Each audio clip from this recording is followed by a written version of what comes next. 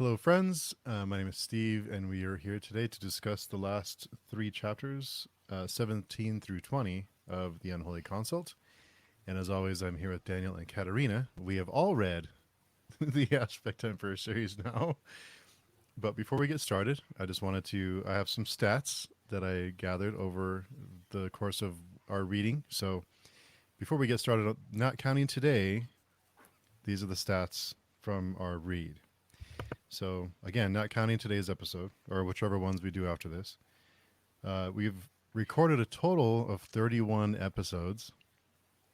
Page count is a little weird because of the additions, but if you go by Goodreads, we've read 3,950 pages together, kind of together, not really together, but you know what I mean. And and the time we've spent recording, this is the time that's been public. It's not the time we spend before or after, which is usually quite a bit, just chatting or talking about tomatoes or meats or dinner or whatever else, concerts and whatever else we talk about.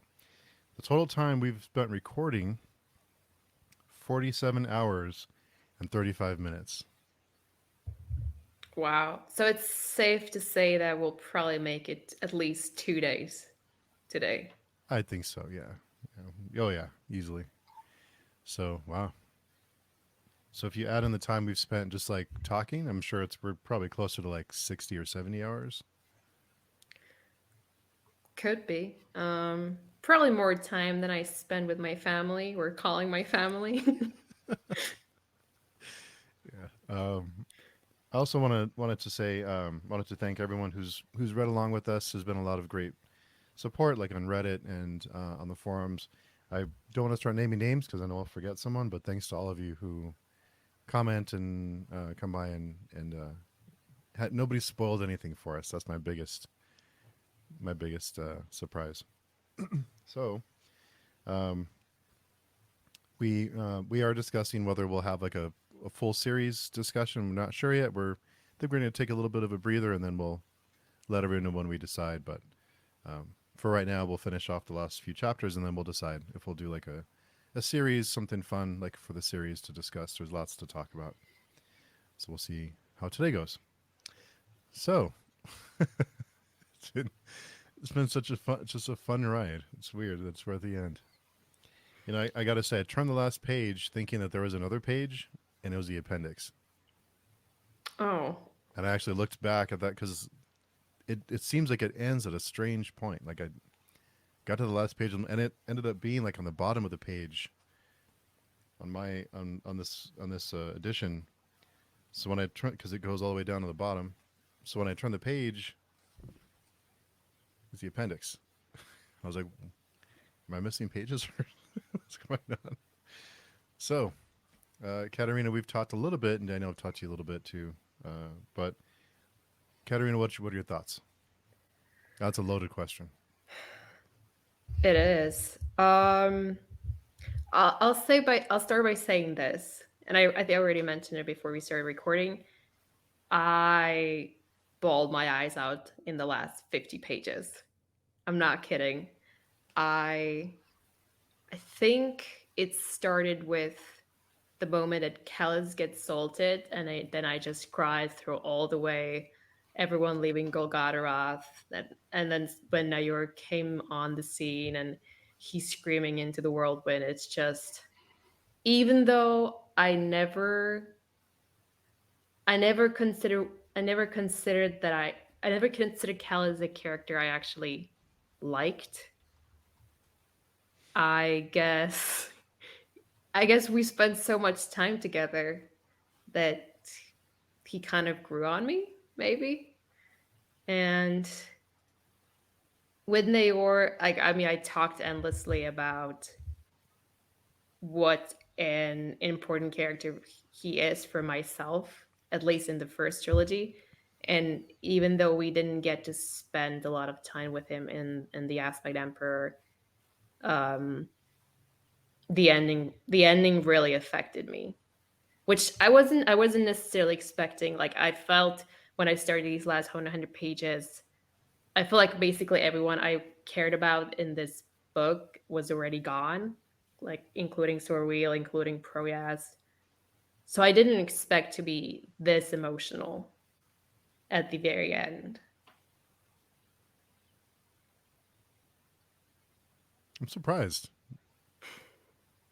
I was too. I especially with Kellis, I didn't expect it to hit me so hard. Um, Maybe it also had to do with just taking into account like what his death means, like everything that we've been building up to, and like everything that Kellis represents, and like his plan. Like we'll talk about it more in detail, but just how everything that's been built up, how it breaks apart with him just getting salted by some random skin spy. Uh, thinking about the implications of that, really, it really hit me hard. Hmm. Kind of feel like Callus. It was a random skin, so his his journey was over. It was kind of like the way I saw it. Like he just didn't matter. And is he really dead? That's a whole another question.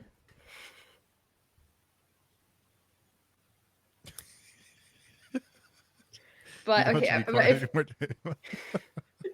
if I can, if I was to evaluate the ending overall, I guess I would say, in terms of what happened, like in terms of the actual events or that things that took place, I I'm content.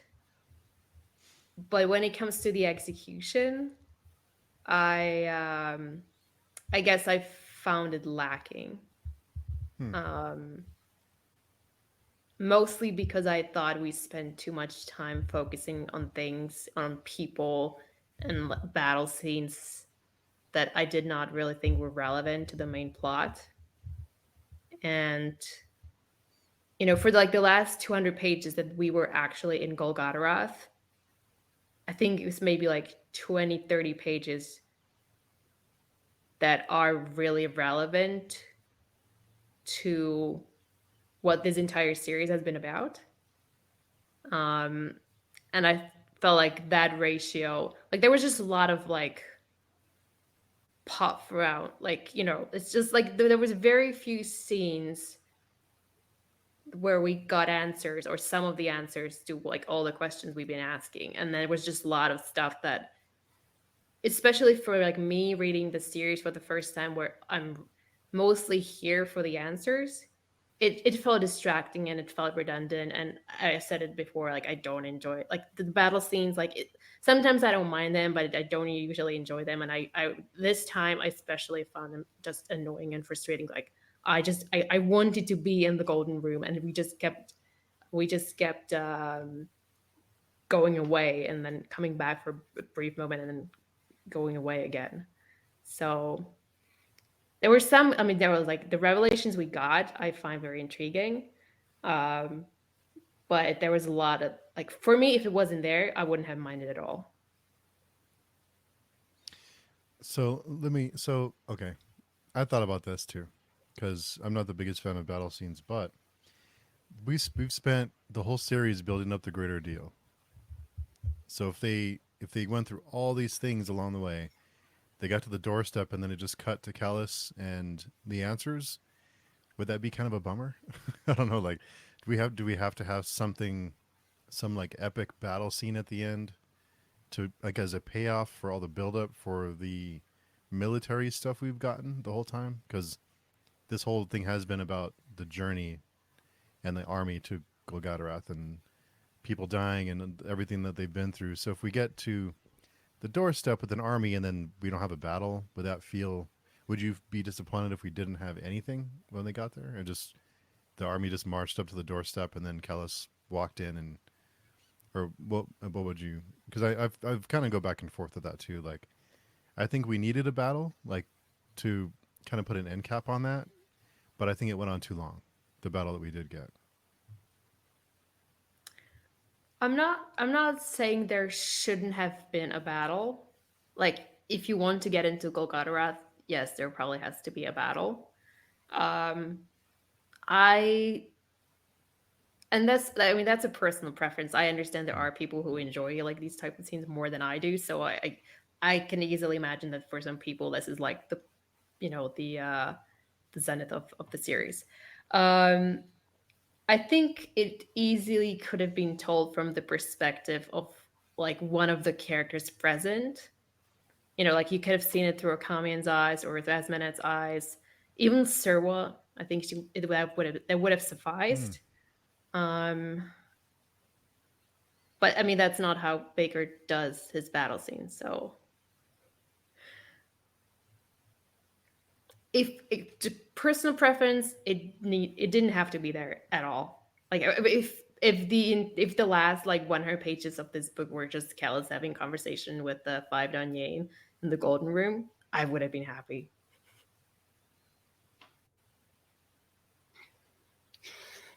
A lot of people like don't like Baker because he doesn't like show you the whole picture, right? If that makes sense. He leaves a lot of things to like your imagination to make up. He doesn't tell you what the scenery around people looks like a lot of times. Yeah. Thinking like the boatman, how just confusing it seems. And people like complain about that. So if he wouldn't have put the battle in, those people would have just been twice as mad. I think any reader, if the battle just wouldn't have been there, would have like pointed at that as a flaw. So it being there is necessary, but I can see how if it's not your favorite parts of the book, it's then it distracts from the golden room, especially when you get like 2 pages of Kellis talking and then 6 pages of battle, Yeah. and then Exactly. a, a page of Stairway running and counting down the stones, the 100 stones. And so I see how you could have a problem with pacing, but I think the battle needed to still be in the book. I'm glad it was there. I don't know if it's my favorite part, but it's cool thinking about a giant full scale war.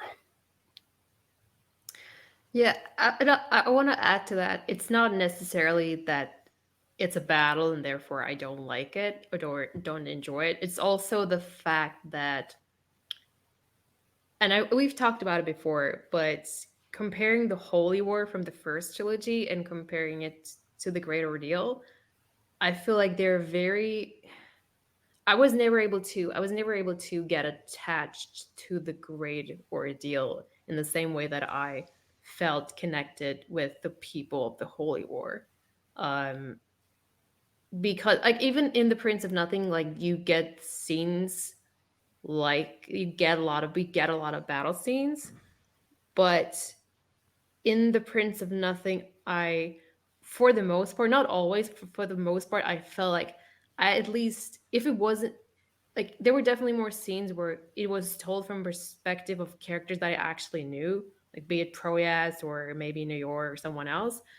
But even if it wasn't a POV character, I feel like at least I usually had a, at least like sort of an idea of who the people on the battle, like when they referred to someone on the battlefield, like I had a vague idea of who they were, like what part of the Holy War they were member of.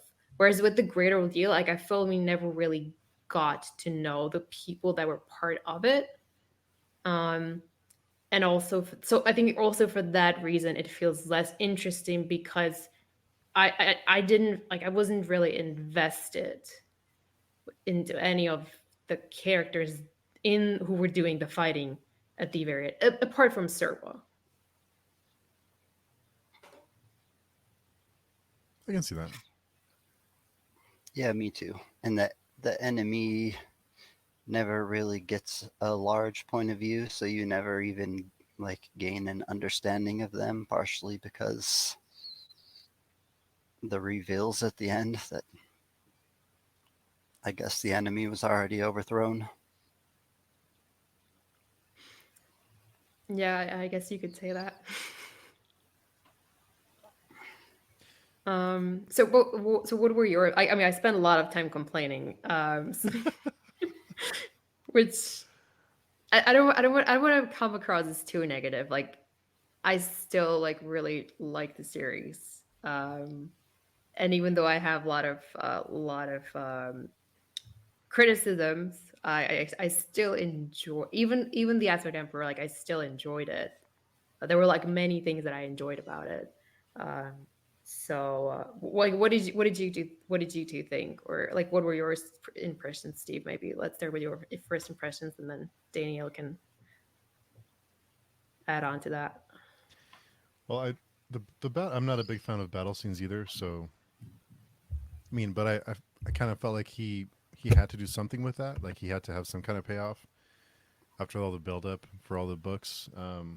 I thought it went on, like I said, like you said, pacing was a little weird, but the rest of it, I kept rereading and rereading it, um, because I think when I was reading the part about him being, we can when he's in the golden room and they tell him that he's the no god and we can only choose one.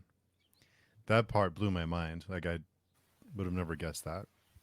So there's lots of things that paid off, but I kind of feel like I don't know if it was intentional, but I feel like he intended to write more in this world, and there are things that are, and maybe I just don't understand it, which is totally possible. But I feel like there's things that are left kind of unfinished that we may get more that may tie those loose ends up. There's a whole lot that I'm not sure about. So the techne is basically technology, right? Is that fair? Yeah, I would say so. It's science, technology, both, I guess. In a world where magic and gods are like exist though, right? So it's like technology on top of a magic like system. So it's not The, quite like normal technology, I don't think, but yes, it is like science and progress. there was there was a small period of time there, maybe a couple of pages that I thought we may get a happy ending because it felt like they were like everyone was rejoicing and everyone was like, you know, I thought, wow, I'm surprised. I don't think I was that optimistic. I don't know, I thought maybe this was the turning point or this was, um, but yeah, it was not to be. What did you think, Daniel, in your reread again? I just forgot how much happens in these last 100 pages. And I thought, since it's my favorite fantasy world, just even reading about the insignificant people becomes fun. So, so the experience was different for me. I enjoyed reading about the Red Ghoul getting taken down and somehow not getting taken down.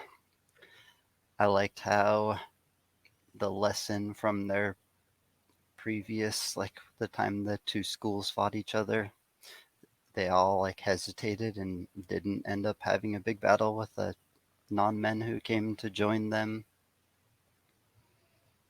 I think there was a lot of weird payoffs that just happened during the battle that might be uh, that are funner on a reread. The battles are more fun up on a reread. But I remember you saying you liked the Battle of Kiyuth, I think, since it was kind of in Nair's point of view. There was less battle references going on, and it was more just about like one man's sporadic run through the battlefield. Yeah, I And think from all the battles in this series, it's still my favorite to this day. I think most people probably say the Plains of Mangetta. I think that's fair. If but you know my feelings towards Soban. Even to the end. Still, Happy's rotting in hell. No, I mean I can see why Mangetta is a lot of people's favorite. And I mean I think also it's like one of the more personal battles. Like you get a lot of it from Soban's perspective, and it's the first time that we meet the Phantom. Basically, like we have not seen them up until that point. Um, and then you get the weird of the Mangetta itself. So I think that's totally. I can totally understand that. Like Kayuth is my favorite, as you said. Like it's mostly well. I mean, I think the entire battle is told from Nair's perspective, and it is a battle, but it's I would say it's almost like the battle itself is not like it's not as significant. It's like everything else that's going on during that battle. Well, like you're like basically you're establishing who New York is. You're establishing who the Gilvendi are. You're also learning about Confis and the Nansur and like how like different these two societies are. Um, and you're also learning about New York's position within the Ultimate, and you also like for the first time you see like how powerful the sorcery can be, and like what the Kore do. So it's like a lot of like world building done during that battle, and it's also much more personal. So like that's like a lot of it's just a lot of different reasons why I think that battle for me is probably the most enjoyable one. I'm not sure. I don't know if it's the best one or the most important one, but it is the most enjoyable for one for me to read. Like it's the one that I actually like read carefully. Like the battles here in this book, I admit like sometimes I was just like skimming and just searching for names I recognize, and if I didn't, I just kept skimming. You monster. I know it's not how I usually am, but unfortunately, I had to resort to that. Can't believe you. I That's the feel thing about ashamed.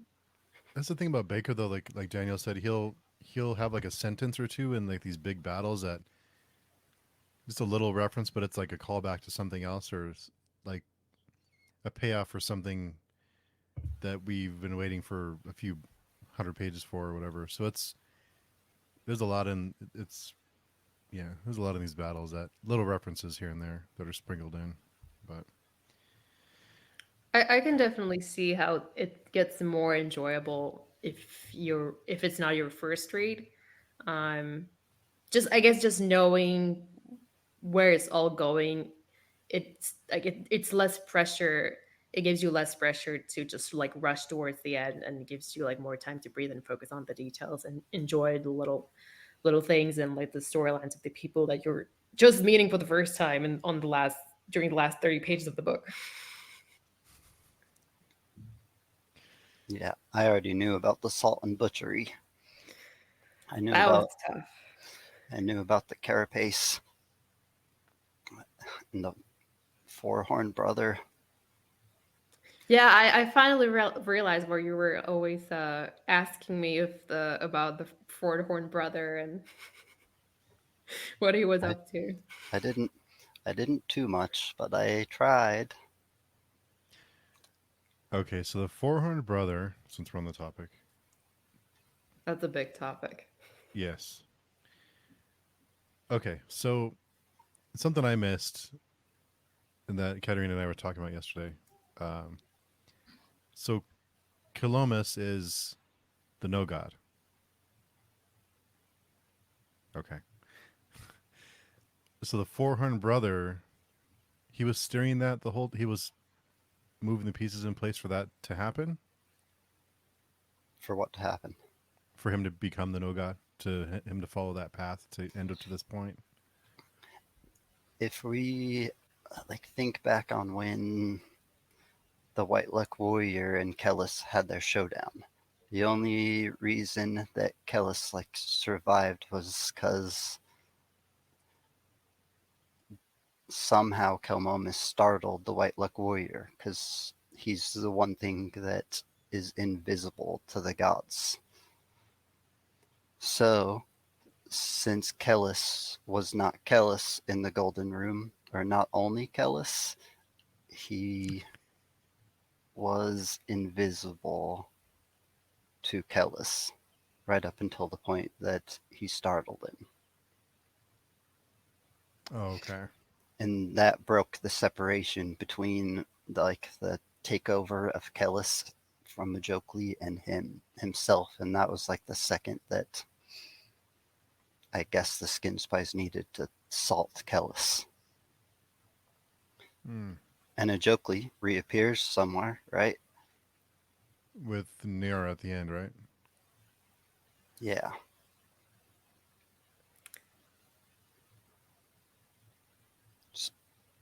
So okay, so taking it back to your question, um, I I guess we should probably talk about like what each person's or god's plan has been the entire time.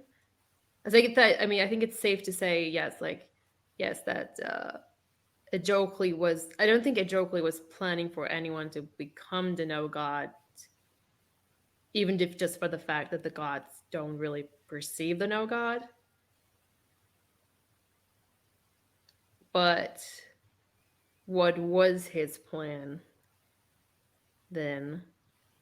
Or like Well, Ajokli is was he like the god of hate, right? The devourer of souls. So that fits Nair, right? That's him. I mean, I never really thought of the it that way, but appalling father, yeah. so is Nair like I think Katarina, you asked me yesterday, is he like a servant or is he like a, I forget the term you used, but is he with the Jokli now or is he like A his vessel. vessel? Right. As Kellis was a vessel. And was Kellis a vessel, or was he intentionally? Was that intended on Kellis's part?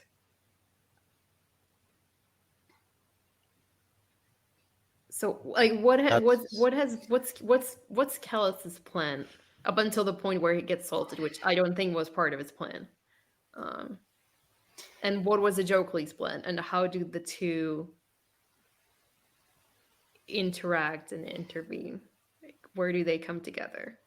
I don't think Kellis knew about Ajokli, or he didn't know Ajokli was Ajokli ever since going crazy on the thinking he went crazy on the circumfix, because he started hearing another voice, and that other voice was probably Ajokli. So ever since way back then, but he was deceived in not believing it was Ajokli, and his plan, I think, was not the same plan as Ajokli, or not the same plan that the Dunyan had whittled it down to in the end.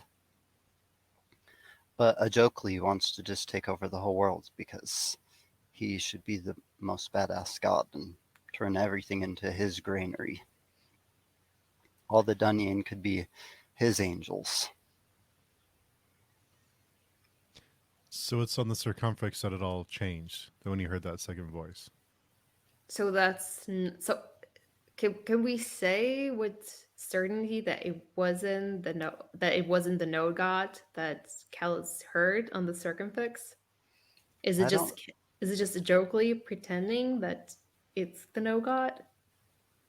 I don't think we can say certainly, but I guess pro- certainty is a word we shouldn't use with but but respect to these books.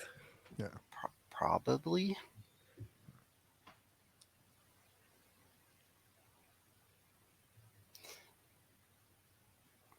And there was a point where it seemed like Kellis was gonna save everyone, right? For a split second before he decided that he just wanted all the power. Because Well, was it Callus or was it Ajokli? Like, was so I guess okay. The way I understood it is Callus's plan was to destroy the consult and prevent it from killing everyone, but then also somehow take over the outside and prevent everyone from getting damned, I think. Whereas a Jokely's plan, I'm not sure how, if there's any plan for the console, but a Jokely's plan is to take over the world. and keep it alive because it needs to still be sending souls to hell for the gods to devour, especially since he's the god that wants to devour all the souls. Right. So, well, I mean, if he's already in the inside world, does he need to send souls to the outside? And maybe not. Depends on how long he was gonna stay Ellis, I guess, which is not an option anymore. Or how long he's able to stay near, which probably is no time. Well, he did seem to be a little disintegrated towards the end. Yeah, his skin was gone at least.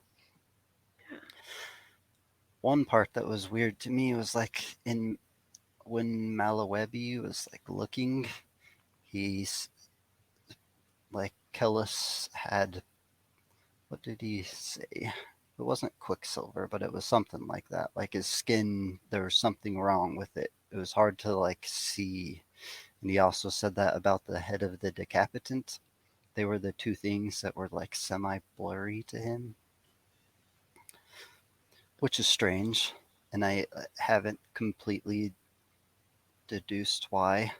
And the whole argument when he's talking about whether the gods can see what the consult is doing or not, I think is part of the reason why he had Malawebi on his hip the whole time. So his goals, I don't think were the same goals that Ajokli had. But neither of their goals ended up working anyways. Right. They just they just led Kilmomus to the carapace as was intended the whole entire time. No. But there is a moment where Kells talks about having made some treaties with Hell and basically having secured a safe spot, like a free pass in Hell in the outside with the gods, or with someone at least. So I guess the way the way that I was trying to make sense of it was I guess I kind of assumed that Callus made, like, maybe Callus went to the outside and there he made a deal with the Jokely, maybe, and then somehow a Jokely was supposed to show up at in the Golden Room and help him destroy the consult, and then something Callus, I don't know what the payment for that was. Um, but I guess the way I understood it was like they sort of team up to destroy the consult and then divide the role between the outside and the, I guess maybe take Callus taking over the outside and Jokely taking over the inside world. Um, but I mean, you seem to be suggesting what you seem to be suggesting is that Callus maybe was not aware that Jokely was involved at all. Jokli's the trickster god, right? He's like the god of tricks.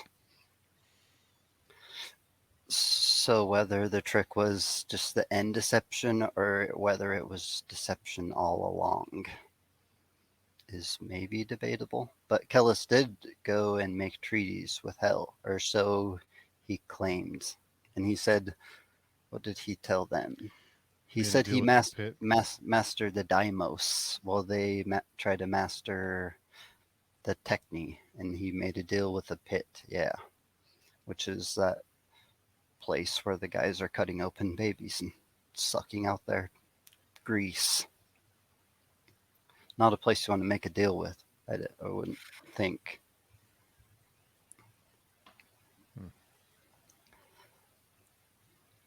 So now that Callus is dead, does that deal still stand? In other words, what happened to Callus? Is he in hell now? And is he burning in a fire somewhere, or did the demons actually stick to the deal, and he's in heaven now, or at least he's not being eaten for an eternity, or is this, or I mean, or as you were suggesting, Steve, I think before we started recording, that maybe he has not really gone away. Yeah, I don't know. I kind of got the impression he was still around, but because we've had other people die and not really be dead, so I'm not sure. I kind of feel like he's still around. Then there was I forget where it was, but there was a reference I think or a line or two that mentioned that he's it does say that he's dead, but then it mentions him again later. So I'm not sure. Daniel, what are your thoughts on Kellis and his fate? Or I would say Kellis is at least outside. Who knows how dead that means if Kellis can go to the outside and make deals with them. But he has done everything he's going to do, I think, in the second apocalypse. Who knows if his deals still haven't panned out yet, or if he's still would be a character in the second series as just a person from the outside. I guess I can tell you guys now what the next series would be if it were ever to come out. It's going to have one book with Sarl and Crab Hands, and then it's going to have two books about the the battle of the second apocalypse. Not another battle. I'm sure there will be a lot more than just battle. There's really not many people left to battle with. You got Well, Moingus and the Sylvendi, right. Akamian and Memara, Esmnet, and a little baby boy. Maybe a few sorcerers make it out. Maybe. Didn't look like it, but maybe. okay, lots of now that you're naming all these names now, there's questions that pop up. Okay, so Crab Hands, he didn't show up, right? So he may show up later. Okay, so we didn't miss it. He's still alive and he's an Anasarimber. Those are two facts. Okay, so so Mamara, I kind of felt like the eye played a big role in what happened, but I'm not sure how. If that makes sense. That's all because the eye opens right before it cuts to Kellis, right? Before Kellis, right around the time Kellis gets salted. So that's something I'm wondering what role the eye played. Also, there was a reference back a few chapters ago about Moingus not knowing he's about to kill his father. I'm not sure how did he just circumstance just like set him on the path to be killed or did I miss something there? I don't know. Lots of things. I'm not exactly sure how Moingus thinks he killed his father.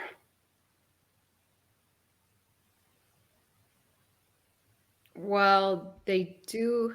I guess the question, if the first part of the question is which father, because both of them kind of die and both of them kind of get possessed by a Jokely.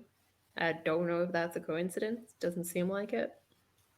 Hmm. Um, but if we're talking about Nayor,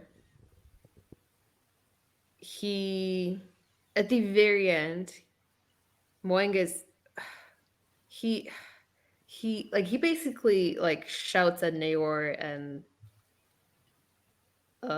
blames him. I don't remember exactly what he says, but he says something like, "Are you not going to do anything?" Or and then Nayor's like, "Fine, you become the king of tribes, and I'm off to confront the no god." So I don't know if that all along was what Nayor was planning, or if somehow Moengus pushed him to do that. I feel like that maybe could have been one way to interpret that last exchange between the two of them. Um, but apart from that, I'm not really sure how he would be responsible. Yeah, I don't really see how he's responsible for the death of either Callus or Naor, unless whatever he told to Naor somehow motivated him to leave the Skilbendi and meet the whirlwind. I do remember him saying insanity is the only sane thing around the Dunyan. So he's just got to stay insane.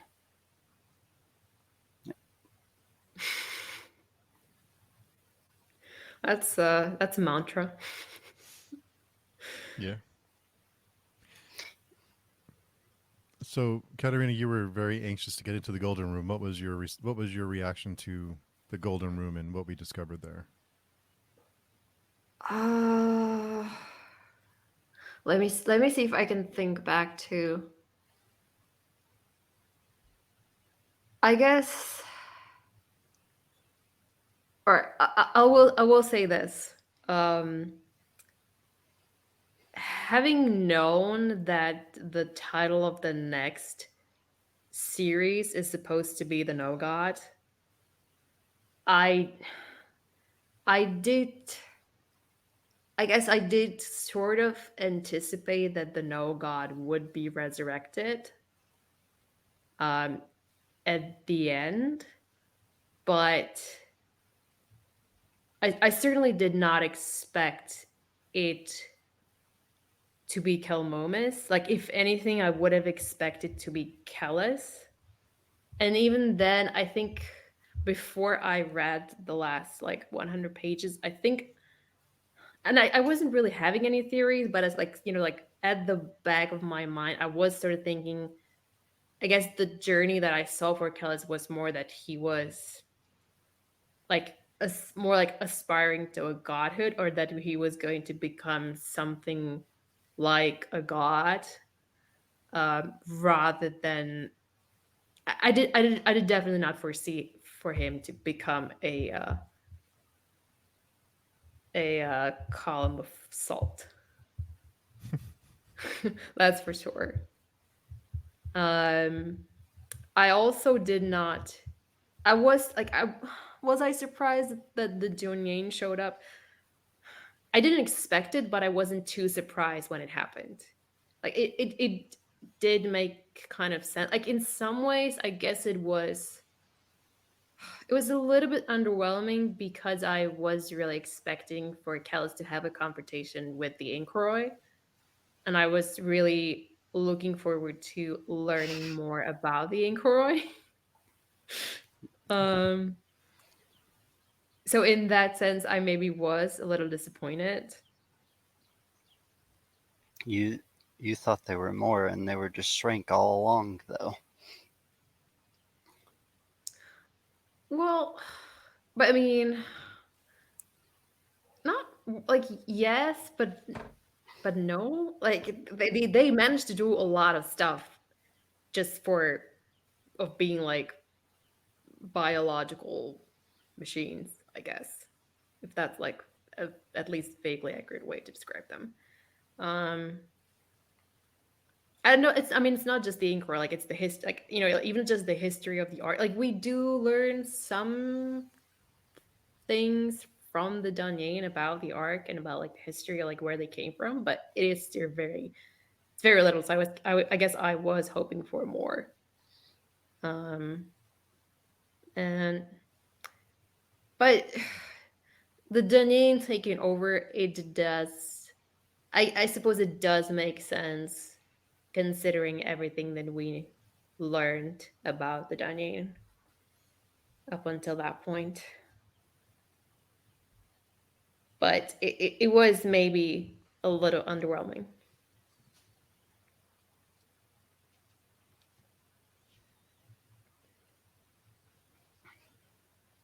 What did you think, Steve? Blew my mind. That those few pages. I think I just took a picture and sent it to Daniel when I was reading it on page 410. You are Mog Faru. You are your own salvation, the salvation of us all. Um, so yeah, that whole thing, I didn't expect that at all. I didn't expect the Dunyin to be there either. Um, so while we're on this topic about Callus and his role, there are a few things. A few times he's referred the word inverse is used. He's called the inverse prophet, and there's also inverse flames later. And But I'm those are tr- like references to looking to the outside, right? The inverse flame is showing what happens when they die, how the level of their damnation. The inverse prophet is the prophet who's made a deal with the outside, with a Jokely, to let him into this world. so okay. So Callus makes a deal with the Jokely, and that's how he becomes so much more powerful in the Thousandfold Thought and this second series, because he goes from being very formidable to like blinking out of existence and doing other crazy stuff. So that's what gave him those powers. It wasn't that he was Dunyan, it was a Jokely giving like providing those abilities to him. Is that right? A combination of both. There's one point I where they like look at him and they can't see the mark, but before they could always see the mark. He was stained in sorcery. And Jokely's like the, do they call him, the prince of lies or the prince of deceit? So his whole game is to just not tell you the truth. So Kellis was probably also deceived in some way by a Jokely. Or maybe we'll find out later that he predicted a Jokely's deception and somehow did something to prevent it. Who knows? So the halo around his head, around his hands, and around his head, was that a Jokely, or like is that like the eternal flames from hell somehow showing through Kellis? Is that his connection to the outside that's showing? I don't know. I feel like it even talks about other people having halos, maybe even like SMNet at one point. So I don't know exactly what the halos are, except for a glamour to make him appear appear more prophet-like than he was. Whether it's a magical glamour or a white luck gift, I guess. Who knows? So now that you mentioned the white luck, what role did, because it did mention um, Yatwer at the very end. I think it mentions like one mention of him or Yatwarian something. What role did the White Luck Warrior really play in the big scheme of things? Because we get a lot of White Luck Warrior, And and we they get get a whole all book. defeated by Kelmomus. So was that just setting Calomus up to? Was that a way for him to? Not us knowing at the time, that was a way for Columbus to stop that from happening. But we just didn't know how significant it was that he was the one who did it at the time. Because at the time, it felt like he changed pretty suddenly. Like he wanted to do he had his course changed, but we just didn't know at the time that he was the no god. So is that just like a way for him to stop it? But we just didn't know at the time how significant it was that he was the one who did it. Or was there something I'm missing? Good.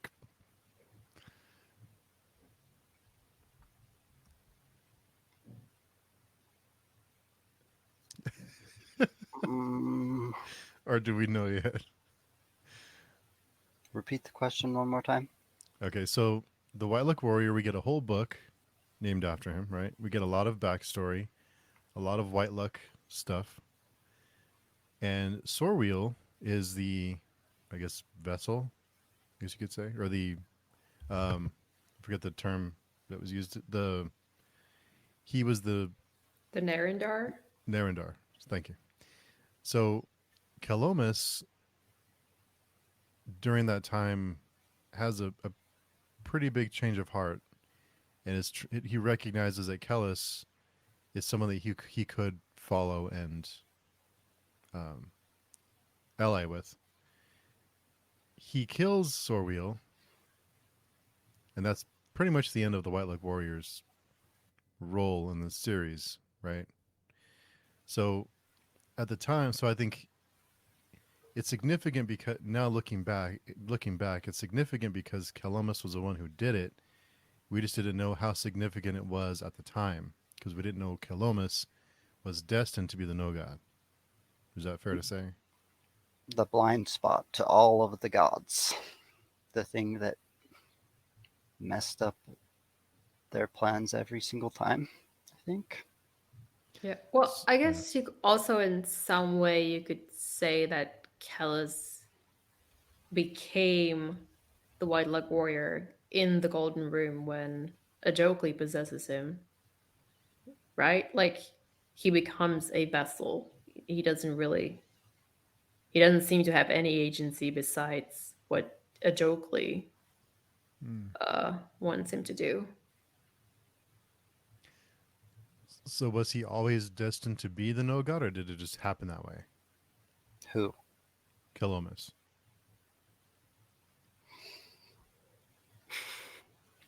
They've been talking about it for at least 2,000 years. It's it is apparent that Kellis was never destined to be the no god, right? Because he was visible to the gods. So more than likely, the Kelmomian prophecy is not what it's called. Yeah. Is The about Kelmir Kel. prophecy. The Mm. Kelmomian prophecy is about Kel. Mm. Surprise. I was surprised. I will admit that. I did not expect him to be. With the, I mean, with the gods not being able to see him, it probably should have occurred to me that at least he was somehow connected to the consult. Um, but I wasn't. It never even crossed my mind that he was going to be important at the very end. think I kind of chalked it up to being Dunyain, and that's kind of why he had these extra little abilities, but didn't know how significant it was. I think for me, I just assumed that it it wasn't necessarily him that it happened because it was more that it was supposed to happen because Callus was supposed to get at least to Golgotha. I mean, they kind of talked about like how everything that's connected to the console, the gods become blind to. So I think I just assumed that um, the wildlife warriors failed because Callus was destined to make it all the way to the console to Golgotha. I didn't make the connection with Kalmomas being the one. But it was actually Kelmomus' destiny to get to Golgotha the whole time. Kellis was just a vehicle. He was just the bus. In the end, he was a tool. Like he thought all other things were the tools. Right. In multiple ways, he even became a tool of a Jokely at the end.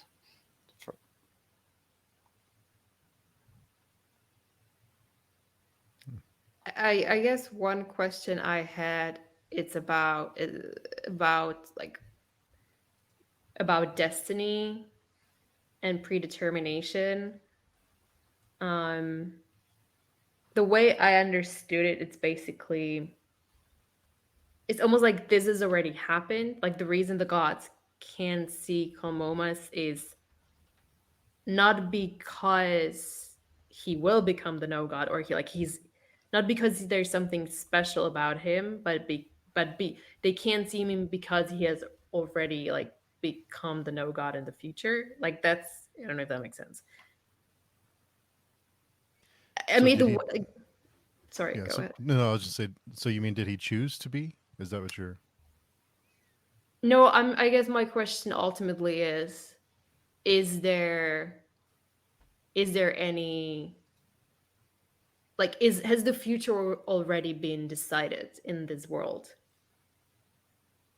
or is there some room for chance or personal decisions that change the course of what happens, or was it always going to be the way that Kamobas becomes the no god, and because he will become the no god, that is why the gods can't see him now.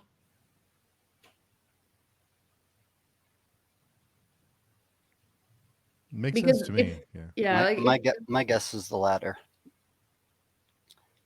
He's always been invisible to the no gods because that was his eventual, like, that's what he was going to become.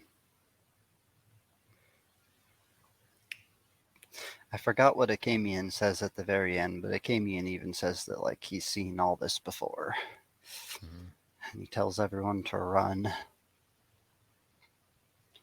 Says that Memara is Seswatha. That was Yeah. interesting, huh? I sent that to Katerina. I think yesterday or today. I don't know. It depends on what time zone you're in, I guess. But yeah, it's page. I actually just had it open to that page because I was gonna. Yeah, but on page 440, I didn't know if I was reading that too literally, but he saw that she was Seswatha, beaten and weary, hounded across the back of the world, and so very, very old. Well, we talked about it, Steve, and Mm-hmm. like I just assumed that he was referring to the Swoyali witch that's being described like just a few sentences before that. But now it's like both of you telling me that he was talking about my Mario. I'm not sure anymore. So that kind of made me wonder, because before Mara was referenced, I think in the Judging Eye, that she was present before, right? She her name is dropped with a group of with Calomus with the C, right? That she was As there, being an old name, like an old name. I thought Esmaned was an old name. Was it Maimara too? and Mamara and Kelmomus and lots of the names. So is this just a cycle that keeps happening? The apocalypses, and we just keep going in circles? Is this like an inevitability that just keeps happening because the gods want it Doesn't to? doesn't Kellis say that eventually the consult wins, like no matter what? So the consult now is because now it's the five Dunyain, right? In the Golden Room, is that the consult or For now, Kellis four? imploded one of them. Oh yeah, that's right. That's right. My am I blind? I don't even see my Mara in the appendix. Hmm. Maybe she's not under my Mara. Um, Hmm.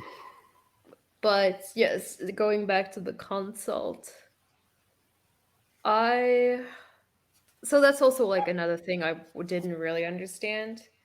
When the Danyain talk about the absolute and how it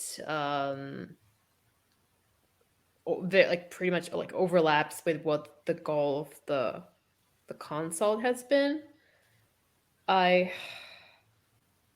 I didn't like how is the absolute the same as shutting the world from the outside?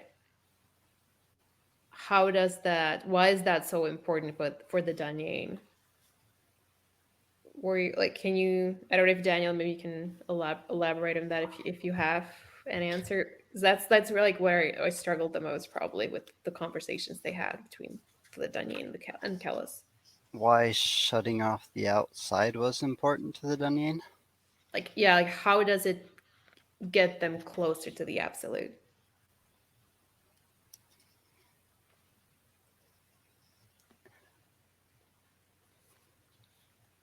Those Dunyan, like, learned of the technique and seen the inverse fire and went one direction. And Kellis talks about how he learned the gnosis and started having the dreams, learned the daimos and went another direction, right?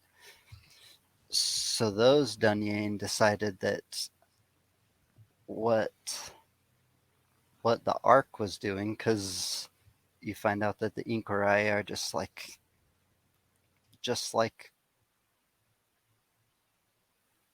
the Shrank, and that there was like 10 million of them when the arc fell that died at least. So there was just innumerable amounts of them. They were just like a tool of the arc.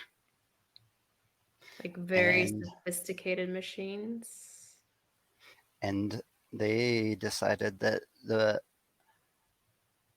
more sophisticated you could come to control the technique, the more narrow like the distance between the darkness of the outside, or the more like light comes to the darkness that comes before. So they were going to use technique in order to just keep trying to obtain the absolute, which to them was different than what the absolute was to Kellis, right? Mm. Yeah, I mean that part I think I followed. When they talk about what the absolute means for them, um, and how it's like I guess the way I understood it, it's about um, I mean it's like a very scientific approach to understanding what existence is or like what being conscious is. It's like if you get to the bottom of the biology, you can you should be able to understand how a human being works, like why they think what they think and why they want what they want and And then things like the soul, they discovered the soul and decided that's the thing they needed to understand the most. And that's how they made Right. the carapace. Yeah, but Yeah. that's where I get lost. Which I don't understand why they need to destroy the outside or like shut the outside from the world in order to like pursue that study to the next level. Because the inverse fire also showed them their future. And like the Inquiry, they need to delay that future in order to pursue the absolute. It's like their only option. They're definitely going to hell, all of the Dunyan. Kellis didn't see that in the inverse fire, which is kind of weird. Like maybe the deal he made was to cleanse his soul, or maybe that was just glamour. On 391 on this copy, it mentions the absolute. And Jinkus has used the term to refer to the collapse of desire and object, thought, and being.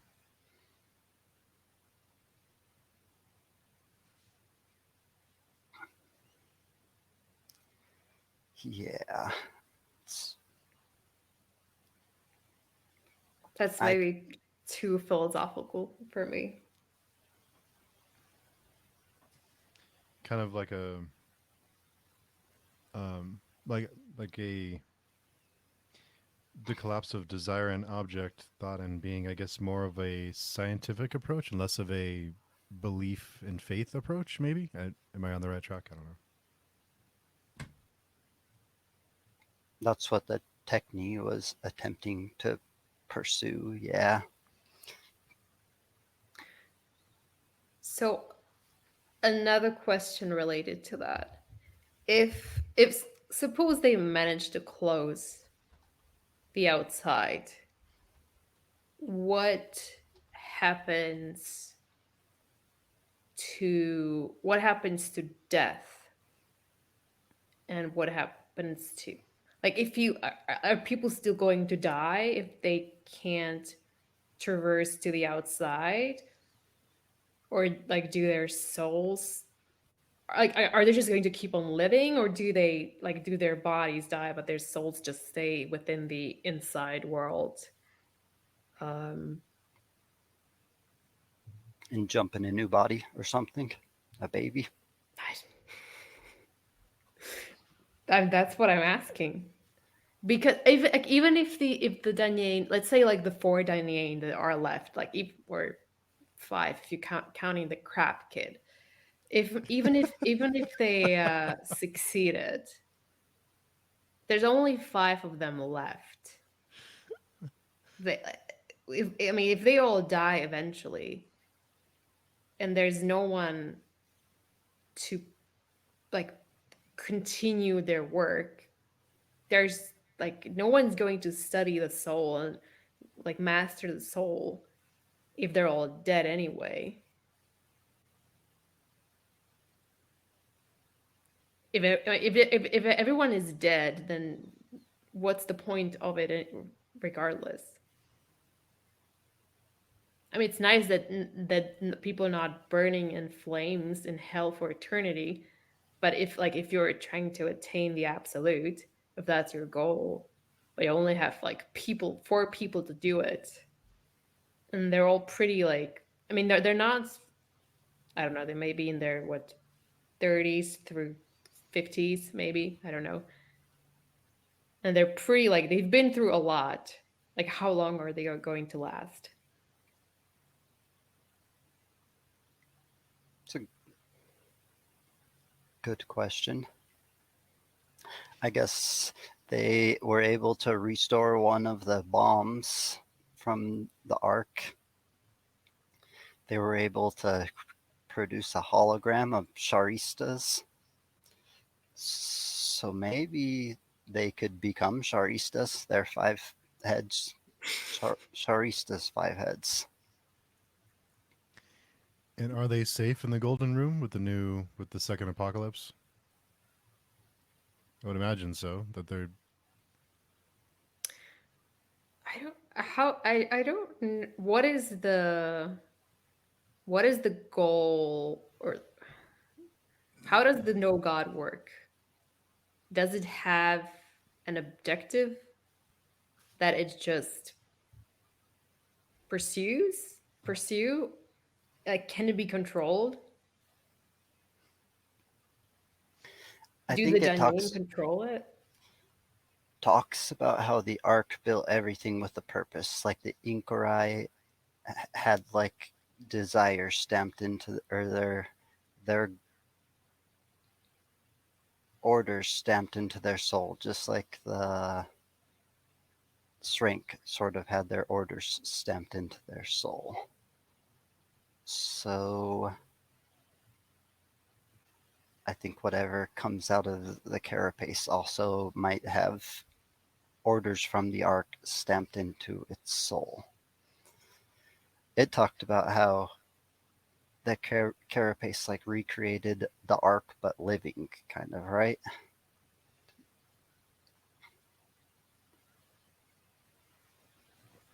I guess I don't remember. I know it said, I know it talks about the fact that the Ark created it, but I'm not sure if it's living or not.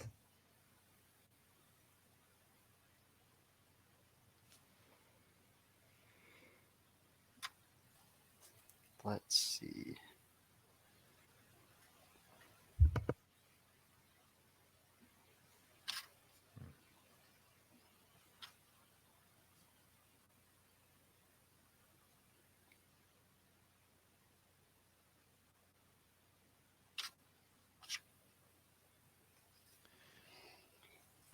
Yeah, and I need to find that part where where they talk about the Ark and how the carapace was made. I think they talk about that on the Golden Room chapter, right? Yeah.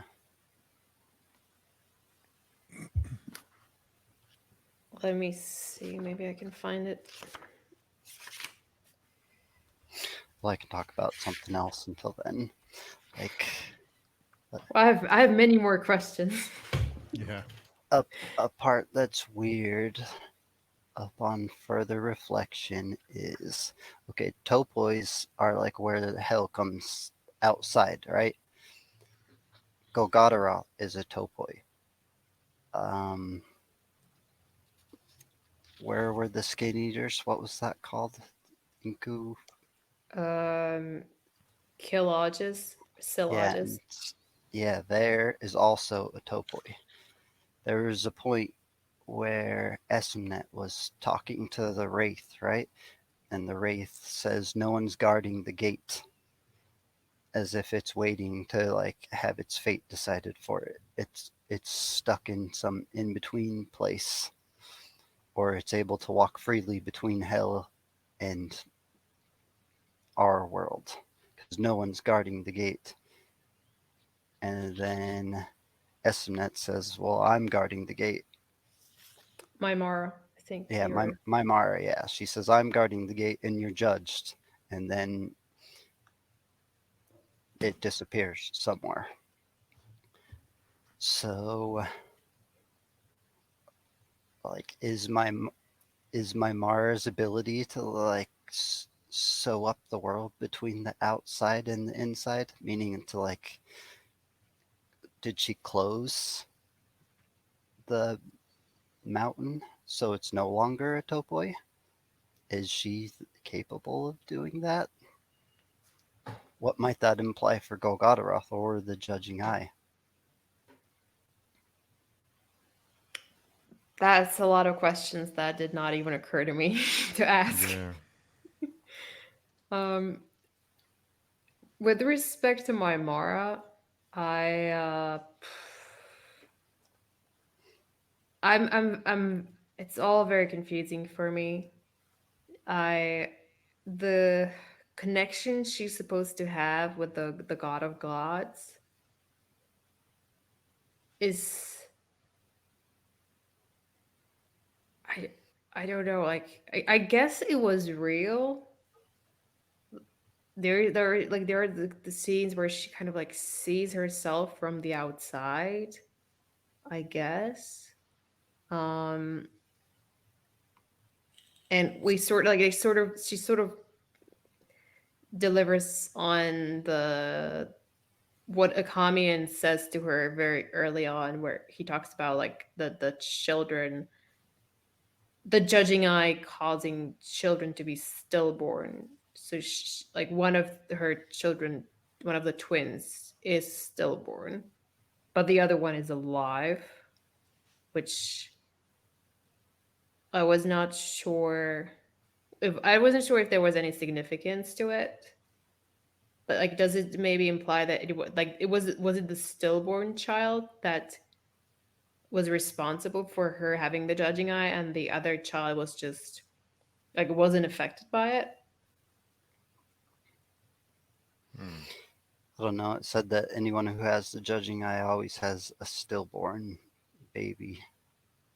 Right. Well, So she she did have she one. did have one. Yeah, but But I guess okay. Question that I have is about the God of Gods and Maimara is, was there any intent? Like, was there a reason why Maimara was like, was she chosen? Was there some intent by the God of Gods, or is it just random? Like, does like was like does the God of Gods have any agency, I guess? Does it plan for things to happen? Is it interesting in things happening in certain ways? Is that even something that the God of Gods can like consider? Um like was it just all random? Like did she get the judging eye just did it just happen randomly, or was it somehow because of who she was and like the role that she plays in the story?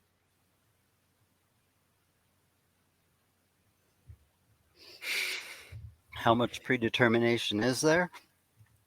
And who has agency to the predetermination, I guess? Right. Yes. Thank you for reformulating my 10 sentence long question to one. The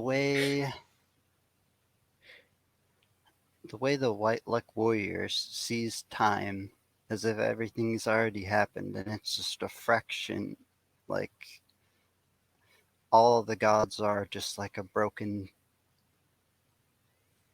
pottery piece of the whole cup that is the god, right?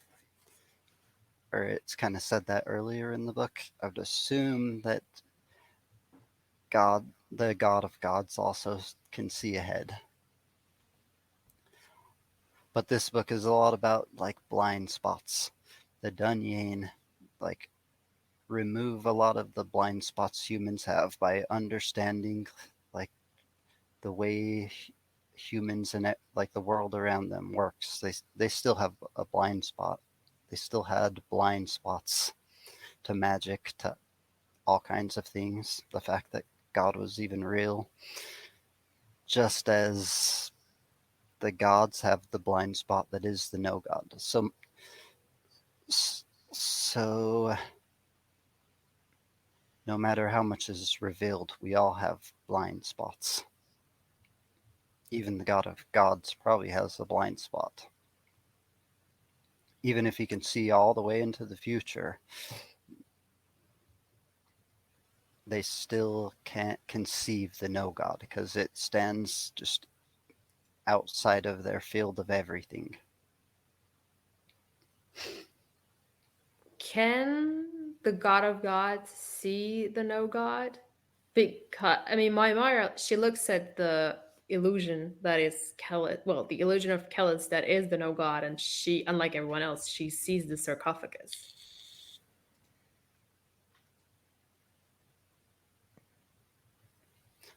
I don't know. She never was able to look on at the no god or Kellis at the end of this books. She never trained her judging eye or put her judging eye to anything that we were trying to have it look at the whole time. There was a part where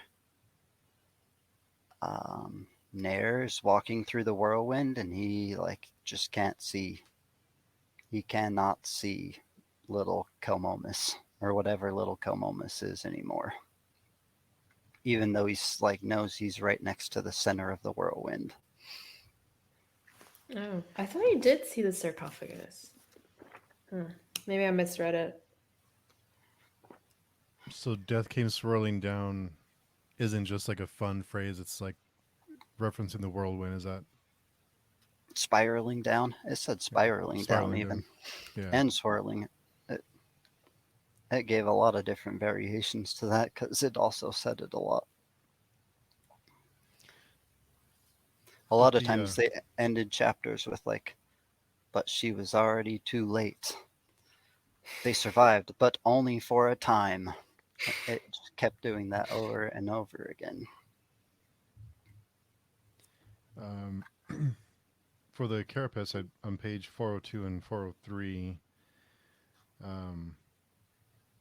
the carapace, could it be many sources claim that Chlorei had been sent into it?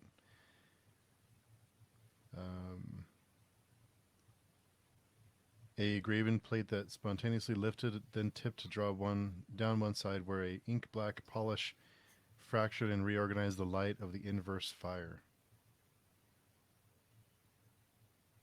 I think we could restore only one. Even if more existed, they're too indiscriminate, especially when used in numbers. That's talking about the nukes. Yeah. They only managed to restore one, and our salvation lies in the art of human extinction, not the fact. So, also on page 403, and you was that why the Kore had been removed from the carapace?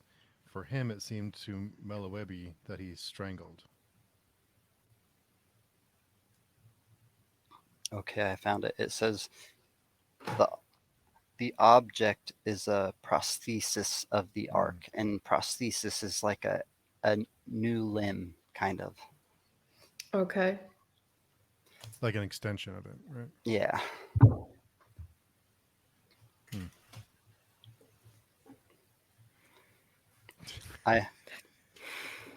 So since it's like a prosthesis of the ark, means it's like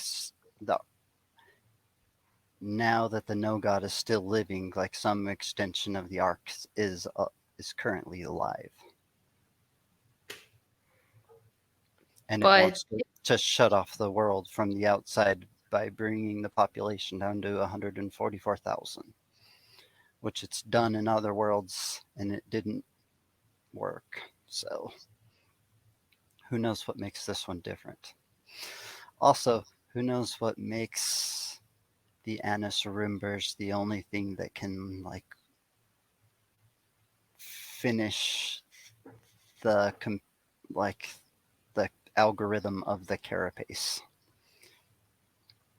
Because in the dream they keep like the chains keep just pushing people into the carapace, and then it doesn't work, and we never get to see who Akamian was dreaming about go into the carapace, but we assume that's how they found out that it takes an Anasarimber to complete the chain. Is it any Anasarimber though? Or does it even have to be an Anasarimber? Because there is... So we learned from them that it worked with now Coyote and now it works with Kilmomas. But also we learned from the dreams that there is a possibility that now Coyote is not even an Anasarimber and is instead a son. He might have been son of Siswatha. So I'm just saying, maybe it's not being an Anasarimber that, like, it's not something specific to the Anasarimber that triggers the sarcophagus. Just the prophecy itself. I try to think back on like when Acamian was dreaming about him getting the prophecy. I think it was from Gilgal on a horse, like riding in the sky, tells him that everything's fine and Anasarimber will return at the end of the world. And he shows him Kellis though. Like when Kelmomus is seeing Gilgal and he sees the Anasarimber, he sees Kellis, I think, from if I remember correctly. I remember that, but I don't remember if that was the same dream.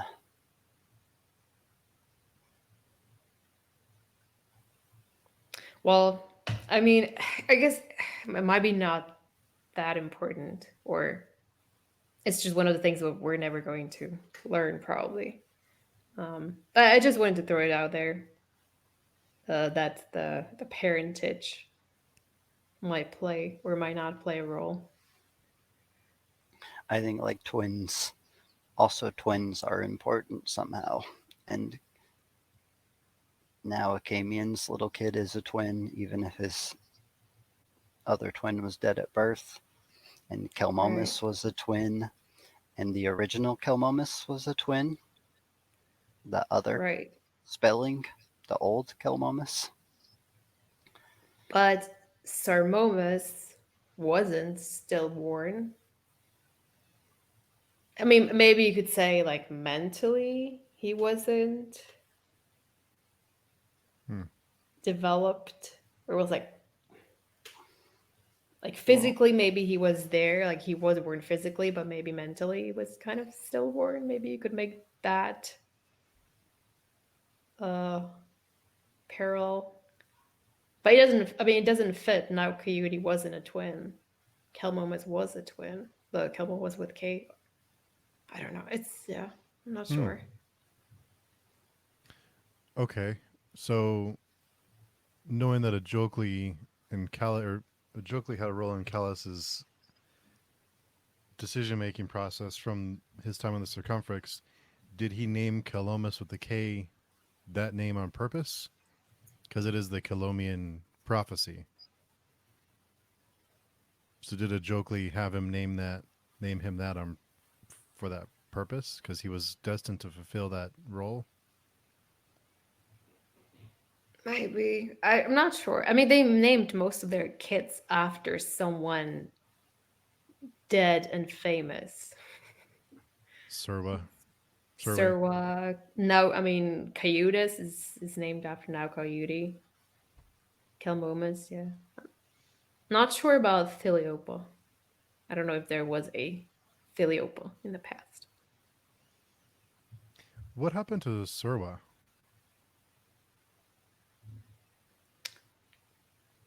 Oh, I think she got burned and the rest of the crushed to way. death by the dragon. Hmm. It's kind of sad. There's a lot of stuff that happens. Even like 50 pages is a lot of stuff that happens. The Dark God Emperor.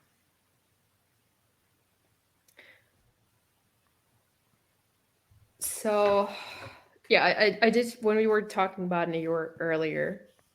Uh, yeah, you were right. I misread it. It does say that as he walks towards the whirlwind, he's looking into it, but he can't see it. It literally, here it says, with hell's own eyes, Naor Erskioth peered up into the void and saw nothing. Um, and then he shouts, reveal thyself. And then I think he kind of disintegrates and is maybe dead. It's not sure. It's not, I mean, it's all so. I guess if I am understanding correctly, and let me know if I'm not. Nayor cannot see the no god because he's being possessed by a Jokli. Is that a good deduction? Yes, I would say. And okay, I'm happy. And was that a Jokley's plan to possess Neor? Or is it just because it didn't work out with Kellis? I mean, he kind of walks into the world when looking for Kellis, and it's not clear initially. It wasn't clear to me if it was like I just assumed it was Nayor, like he was Nayor. He was like trying to have this confrontation with Kellis, but like rereading it again, it seems like it's more like a Jokley who's searching for Kellis and is demanding, like, is seeking some sort of revenge against Kellis. That's kind of what I get from him shouting, like, show yourself and It's hard to tell show because yourself. now both of them want revenge against Proeus or Kellis, and all that's left is Kelmomus. Right. So, okay, yeah. So, okay, so Joker, because he can't see, like, he cannot really conceive the no god. He just thinks that Kellis somehow screwed, like, screw him over. He doesn't realize that Kellis is dead. Is he? Or he's salt. Like, There's a time when the Narendari gets replaced, and the White Luck Warrior, right before he kills the Narendari, the Narendari says that a Jokli sees more, and that's why he's cursed by the 100. He's like the only god out of the whole 100 that is cursed for some reason. And the Narendari tells the White Luck Warrior it's because a Jokli sees more than him, which is also true of Kellis. Kellis is like to humans what a Jokli is to the gods, right. But he but he still still can't see the no can't god. see the no god. This is right.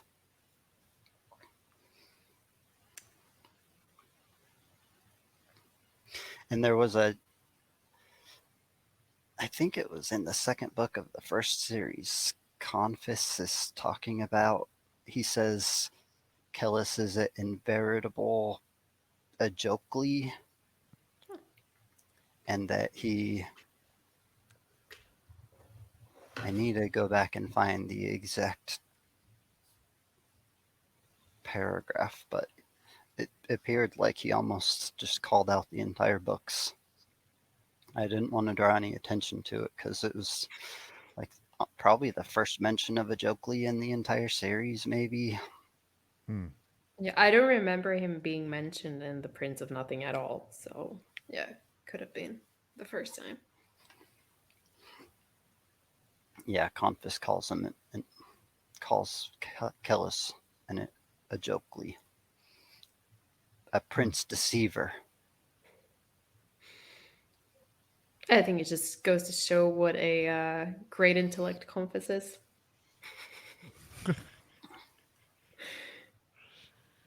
So, is my last question about New York, then I'll stop bothering you with it.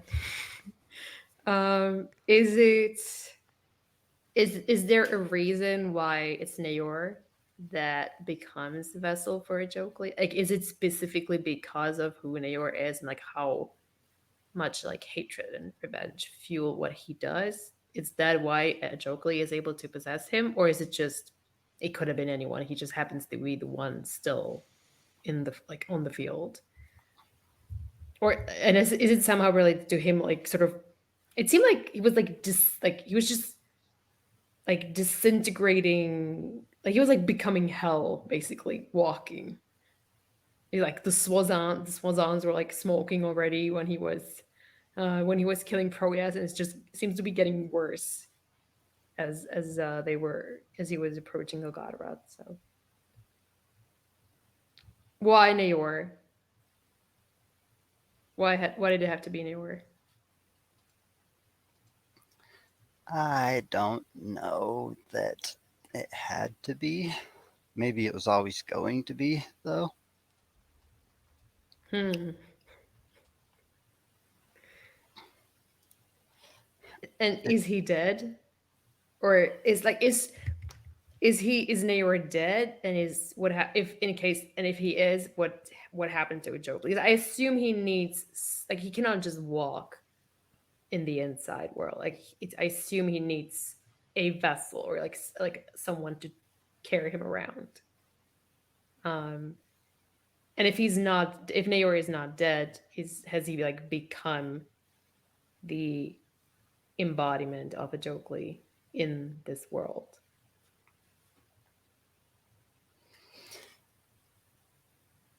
maybe since Golgotharoth is a topoi, him it will be harder for him to be like vanquished to the outside, just like the wraith from Syllogus or whatever. But I would say it seems like all the gods so far have needed a physical form.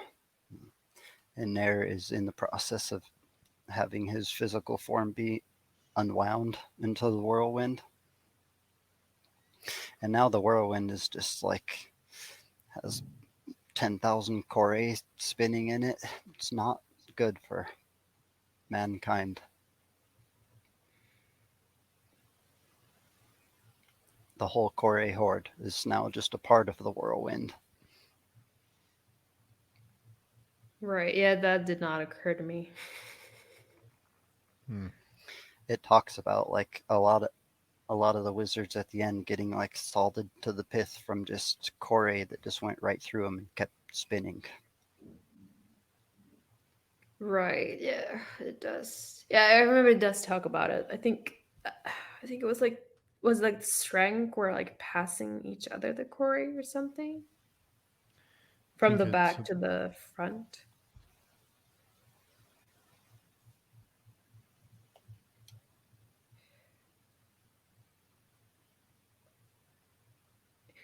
This yeah, I mean when I finished the book, all this stuff with Ajokli, I found it quite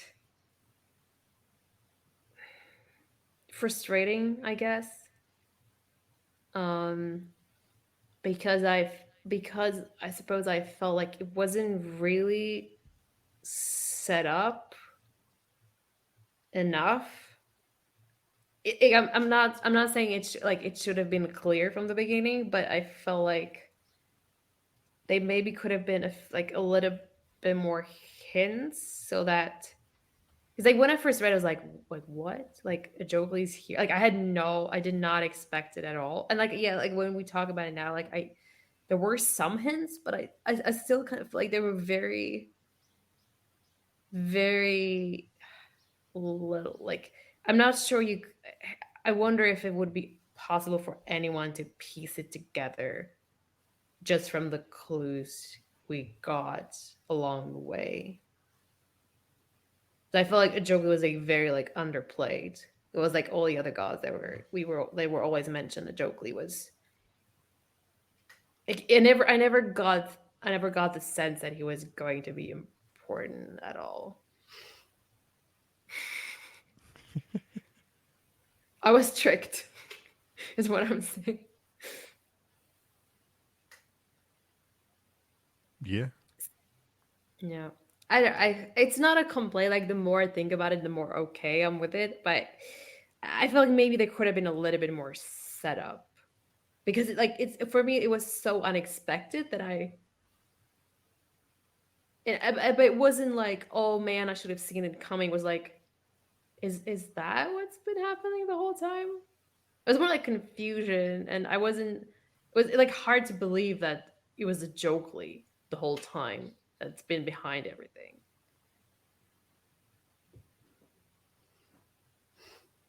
So when we've heard references about Kellis being mad or the things that he's done, like what he did to Proyas, that was a Jokely.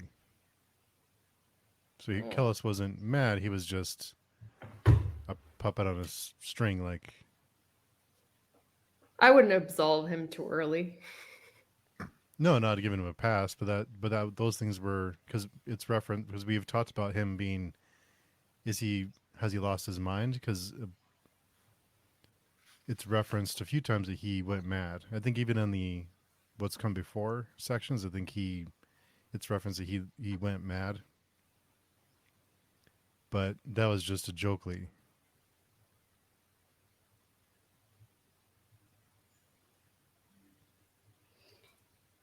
Probably.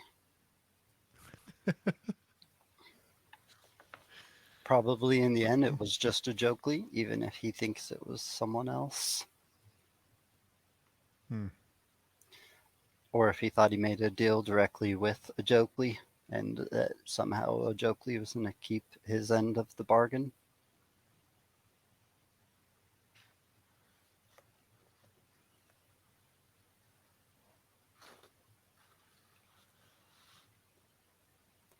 Um,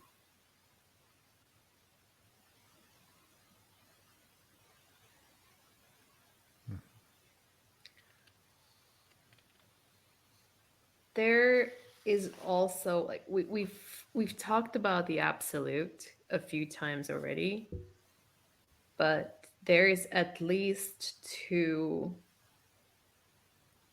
things or two people or two entities that are referred to as the absolute or are described as being identical to the absolute. the no And god. the no god, yes, that's one of them. That's what the Dunyin say about the no god, that it is the absolute. And then also a Jokely or Kellis. Um, it's like the very end, I think. Yes, the very end of chapter of the Golden Room chapter. He says, um, "I am the absolute." He says, the inverse fire is not but a window into my house. You have seen what awaits you. Adore me or suffer eternal damnation. I alone, brothers. I am the absolute.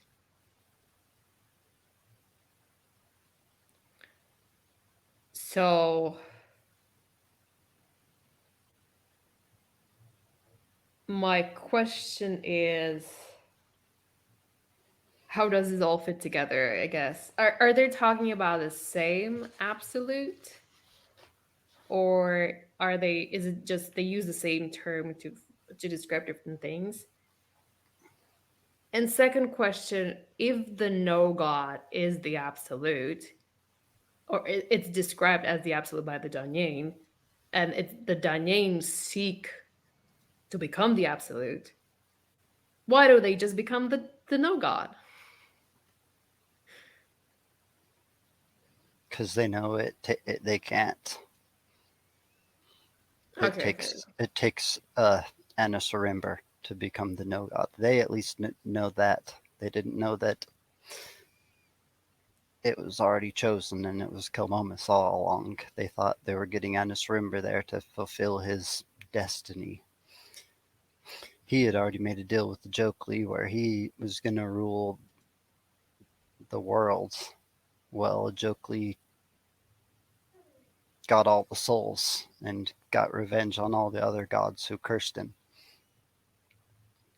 Not share any of the souls anymore. He would be the devourer of all the souls. All the other gods could just piss off. Hmm. So in Ejokli's case, be like the absolute, it means it's more about like control over the inside and the outside world, like about like more like not sharing power or not sharing souls food with the other gods. Is that what I'm getting from what you're saying? Is that Yeah, is there was when they talked about like Kellis tells them what they decided that why they chose the technique and how that influenced what they decided the absolute was, and how he chose the gnosis and how that influenced what he thought the absolute was. So by the end, their definitions of the absolute, I think, were different, or maybe their means to obtaining the absolute were different. Okay, let's assume that anyone could like become the no god. Would the Danyane want to jump into the sarcophagus? Like, just from like, the way it described, like how it devoured Kelmomus, it seemed very violent, and I I don't think. Well, I mean, it doesn't seem to me that Kelmomas being the no god really, like, it doesn't seem like it's Kelmomas anymore. It doesn't seem like it's aware of itself or the fact that he is Kelmomas. Like, if I he was, would he be doing what he's doing? So, I mean, was that some like if that's and if that is the absolute, like, would you actually want that for yourself? Hmm. I don't know. I think once those Dunyan stared into the inverse fire and seen like what was coming their way, they would do anything to forestall that. So I think any one of them would have probably jumped in the carapace. And I'm curious whether there is going to be still a part of Kelmomus and whether maybe like that and his love for his mom is going to like play into a part of the next series if it ever comes out. If Kelmomus, even in being completely taken over by the no god, will think of Mamara differently than everything else. What it's like having a little boy be the no god, a little 7-year-old, or however old he is now. He's a pretty good body count already. When Ajokli takes over Kellis, it still seems like Kellis has like, I don't know if I'd call it free will, but when he talks, it still sounds like it's Kellis like thinking and Kellis talking, Kellis deducing things about the Dunyan and how he knew that the Dunyan were going to be there. And then when Nair takes over, it still kind of seems, or when Ajokli takes over and Nair, it still kind of seems like Nair has free will, even though it's hard to tell because their free wills are kind of like currently going this same direction. Ajokli's and Nair's. But I wonder how much free will still exists in these vessels. It did seem with Kellis at least that it was more of a transition. Like it didn't happen, or that it didn't happen immediately. And even if Ajokli was there in him, he was like, it seemed like he allowed Callus to do what he was going to do. And it was only like what I got from the sense I had from like the way he behaved, the way he talked, was only like towards the very end, where when Ajokli took over. Um, but I guess you could say maybe that even with Sorwheel, he had a lot of interactions with Yatwer, and he did a lot of things on her behalf, but also it wasn't until the very end that she like completely took over him and made him do what she wanted him to do. Um, so the modus operandi seems to be somewhat similar. Hmm. Uh, Whereas but maybe with like the White Luck Warrior, it was different because he was always seeing the back of his own head and where he was walking. yeah. Also, we And don't get Callus's perspective, which is really frustrating. So we can't really know what transpired. nope, we only get Malawebi's version of what happened, and he's still cursing Lucaro the whole time until the very last second, and then he forgives him. Yeah. Um, Yeah, what's up with the heads? What's up with the demon heads? Um, What demon heads? the captains. The heads on us. Well, I guess one of them is not a. I guess not like her. Malwebi is not a demon technically. The head on a pole might also be alluding to Jokely. But you have to go back to like the Jokely statue that's in Momum, I think, and it's like of him hunched over and like some part of him going up really high that kind of looks like a head on a pole. Katarina got it. And if he's a god, it could be a giant head and a giant pole. I guess that's one way to look at the statue. That's an interpretation some people have had on of the head on the pole up to this point. Some sort of representation of a Jokely's member looking like a head on a pole.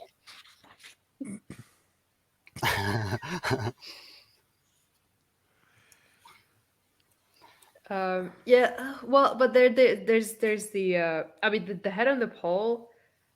That was one of my other questions I had, but even like so, what would that imply, that the head on the pole is just a Jokely manipulating Kellis, and Kellis being unaware of that? And being his link to getting to the outside. Who knows exactly? There's a passage from the darkness that comes before, and it says, Kellis watched while the Sylvandi took her again with whimpers, her suffocated cries. It seemed the ground beneath slowly spun, as though star had stopped their cycle and the earth had begun to wheel instead. There was something outraged. From what darkness had this come? Something is happening to me, Father. That's from the darkness that comes before. So long before the circumfix, right? Yeah, but we also know, or maybe that happens after the circumfix. But I remember, maybe it's in the Thousandfold Thought, where Kells also shows some concern for Esmeralda. I think there's like a moment where she almost falls down a hill, and he gets a little worried. I don't know. But for me, when I read The Head on the Pole, I thought to me it seemed was more like an anchor, like some sort of an anchor to, from like in this world, that helps him find his way back to the inside world from the outside, when in that one time he visits the outside. I thought maybe could also represent like him, maybe they talk about like being like, people having like, I think he mentioned Proas, like with Proas, like there being like the Proas that can conceive himself, and then also there being like the greater Proas. So I thought maybe it could also represent like the greater Kellis, and maybe Kellis sort of like mastering the greater Kellis, or like becoming the greater Kellis.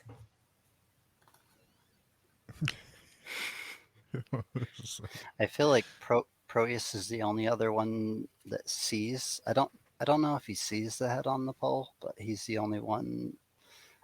Maybe Kellis tells him there's a head on a pole behind him. At some point, like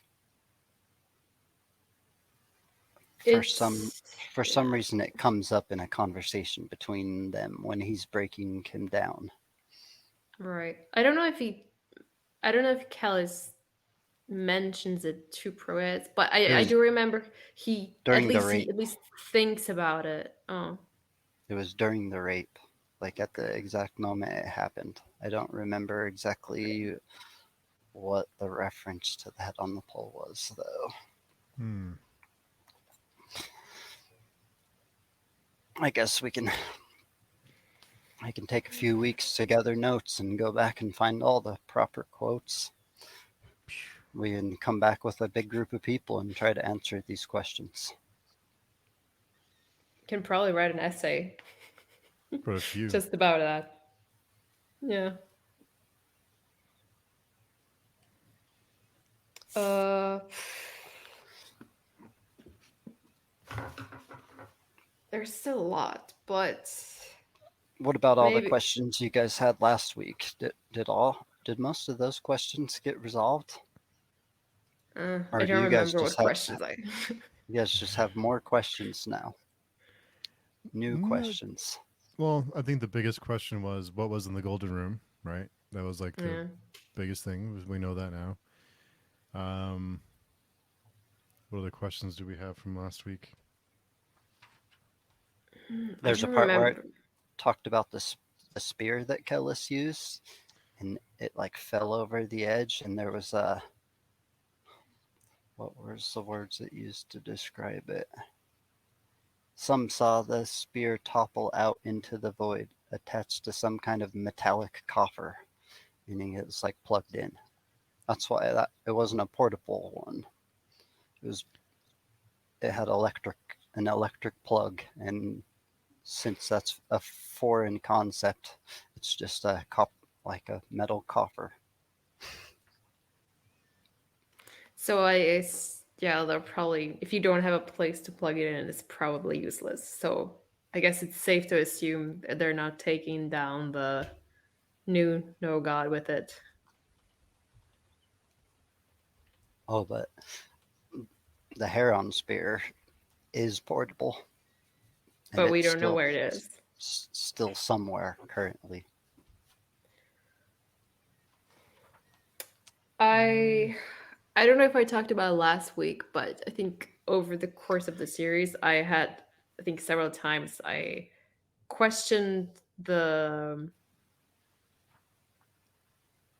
like how damnation works or how you become like who or what decides that you become saved or damned, and I don't think I got any answers to that question. I don't feel any wiser. If anything, it seems like it's random, or it seems like maybe like everyone is well, it's I don't know. I guess maybe it seems like if everyone is damned unless you strike a deal with a god or you pray to a god enough so that they take mercy on you. That's I think that's my current interpretation. Well, before Kellis kills Allrang does tell him that there is salvation or you can avoid damnation. And he was ready to tell him how to do that, but By becoming the no god. maybe. I mean, that's what Oh, yeah. I don't know. Maybe it could have been something else, but that's what I thought he meant. So Allrang was working with the Dunyain who were in the Golden Room. Yeah, I think it's safe to say that.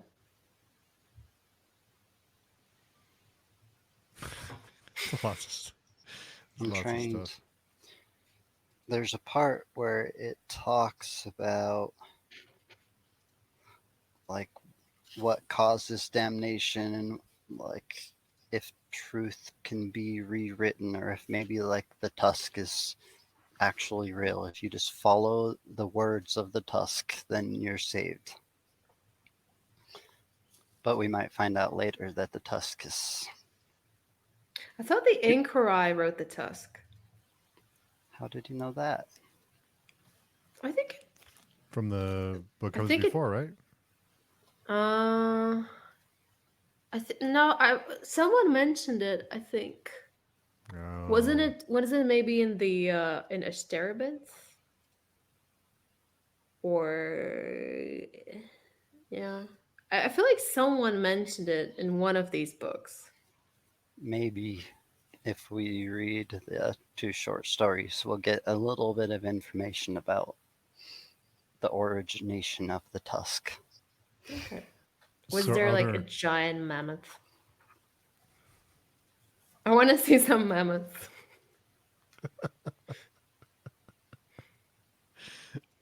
Seems like whatever you predict, like somehow comes to be.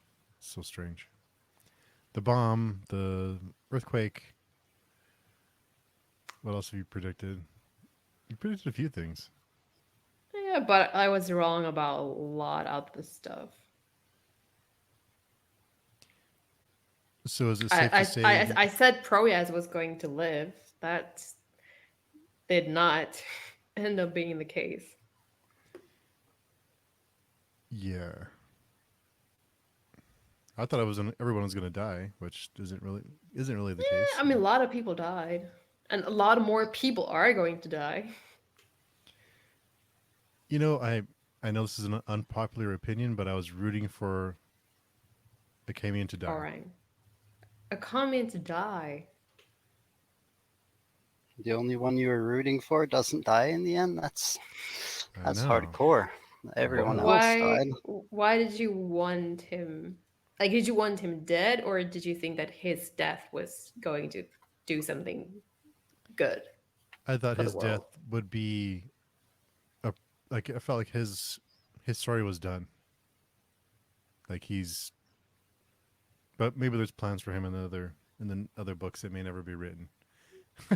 We never know. But I kind of felt like he'd run his course. Like it's time to go. If if I can say another criticism, I think, and maybe that's intentional. I don't know, but it does feel like Esmenet and Akamian had nothing to do in these last 200 pages. Um, Esmenet specifically, I feel like her storyline basically concluded. I mean, like, okay, she does get the like she is forgiven by Mara, and she does let Kalmomas go, but that's all like I feel like most of her arc, like it seemed completed towards the end of the Great Ordeal, and she doesn't really, except for delivering Mara's babies. Yeah, I don't think she does much in this book. And Akamian, yes, he does. Okay, he does say goodbye to Proyas, and they kind of forgive each other, I guess, as well. There's a lot of forgiving, but apart from that, it's he panics a lot and is desperate and depressed a lot, but that's about it.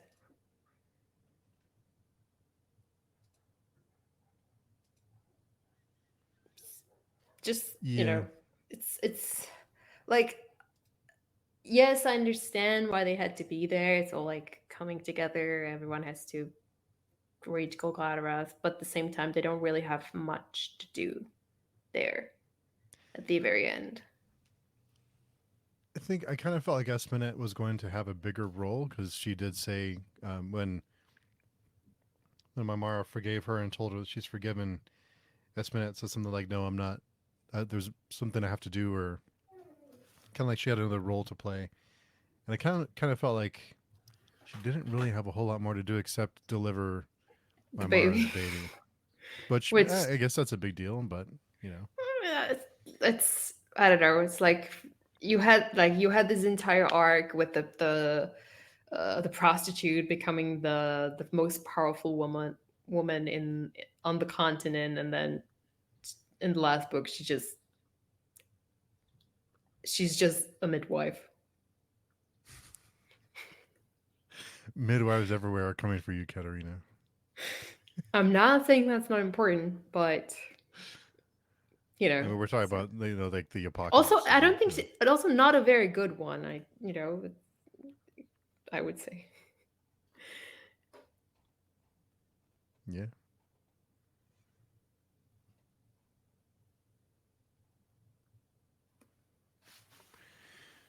yeah.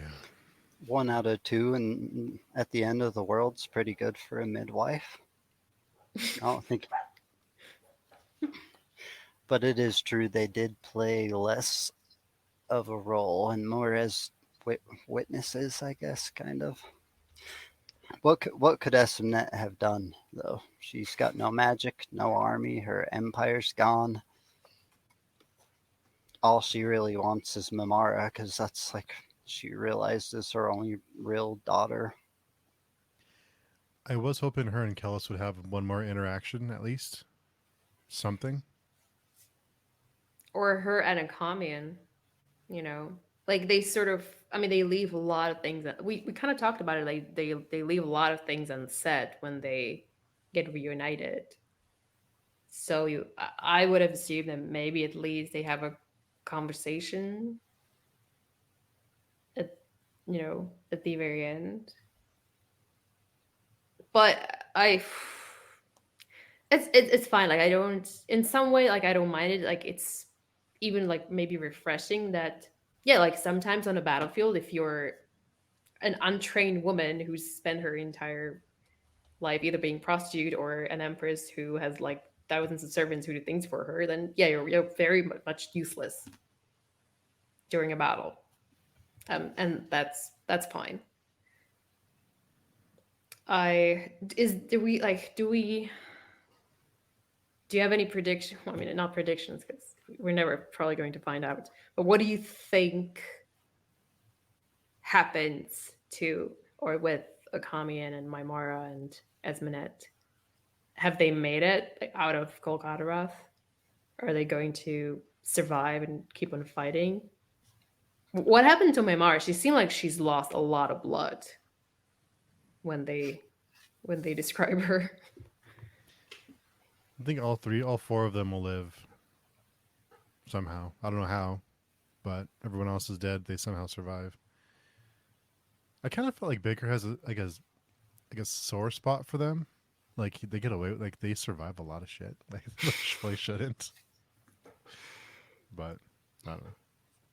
Someone has to tell the story, so someone has to have been there.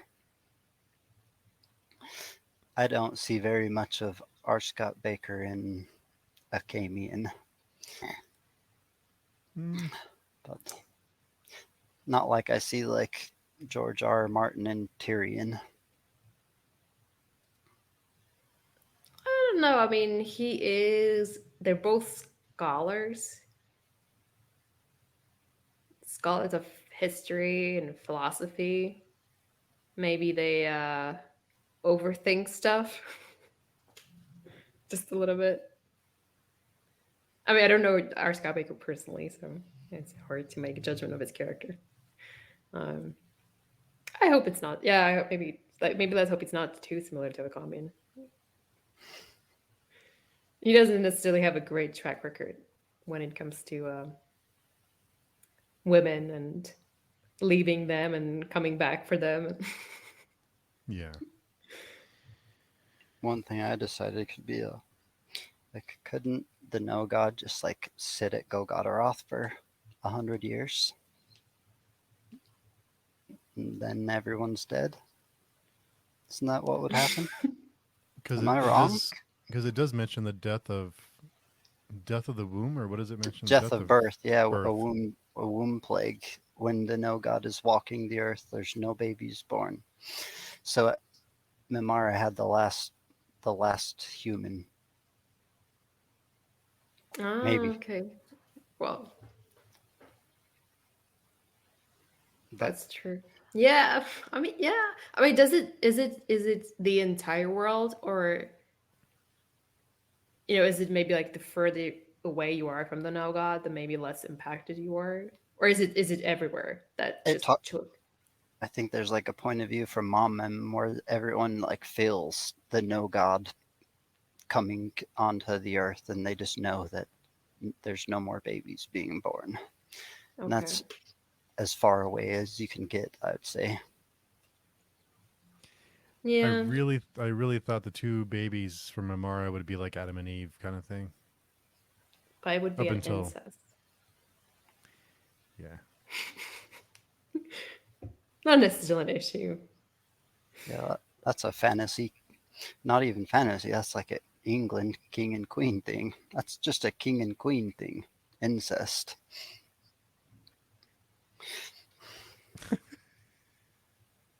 History's crazy. They used to think that their blood was cooler than everyone else's, so they had to keep it as pure as possible. Yeah, I mean the Egyptian pharaohs married their sisters a lot and seemed to work pretty good for them, so maybe it's fine. no Well, big deal. they were in charge, so all that's left of them is what they said. They could have all been weird too. I feel like some of them were like born quite defected. Now that I think about it,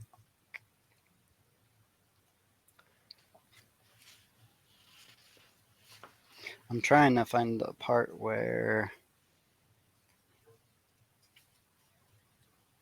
it talks about like what curses you to go to hell and like whether it's truth or just what is told. You guys remember it talking about that? No. So okay, so if the second apocalypse is here, the first apocalypse had the non-men, or who eventually became the non-men. Who would be able to fight this no god? Who's left? That's a good question. There are not many people or non-men left. I mean, there's the Mwama. There's some Skilvendi left, maybe, Yeah, but I mean, this Skilvendi are basically intact. but the non-men had help from the Inkorai, right? Which ones? Or am I mistaken? Had They help had to an do what? assist to kill the no god the first time. I think the non-men were already sort of incapacitated when. Hiding in their mansions. So who's left to kill this no god though? It was an Anasarimber that killed the no god, right? Using the Heron spear, No, or no, was it it was one of the Saswatha? Kyrenian. It was, I think it was an aspect of, maybe it was the, no, it wasn't an aspect emperor, but no, it was one of the Kyrenian kings. I think it wasn't an Esrimber. Let me see. Maybe I can find it in the appendix. See if I can actually search for stuff now.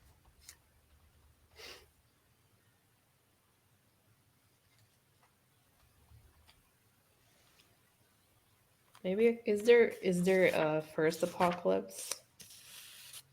Oh, maybe I should learn the alphabet before start.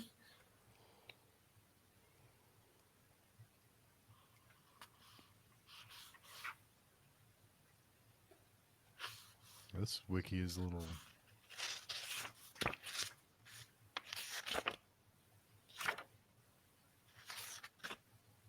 Hmm.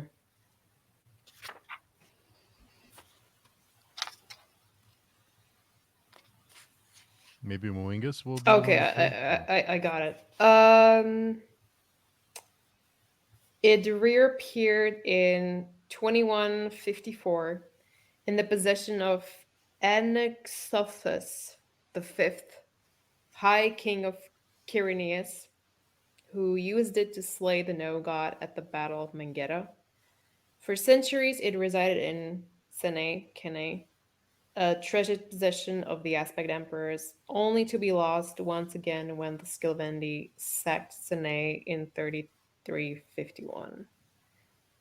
So it was Anaxophus, uh, the king of the High King of Kyrenius. So it's like one of the predecessors of the Nansur Empire, kind of.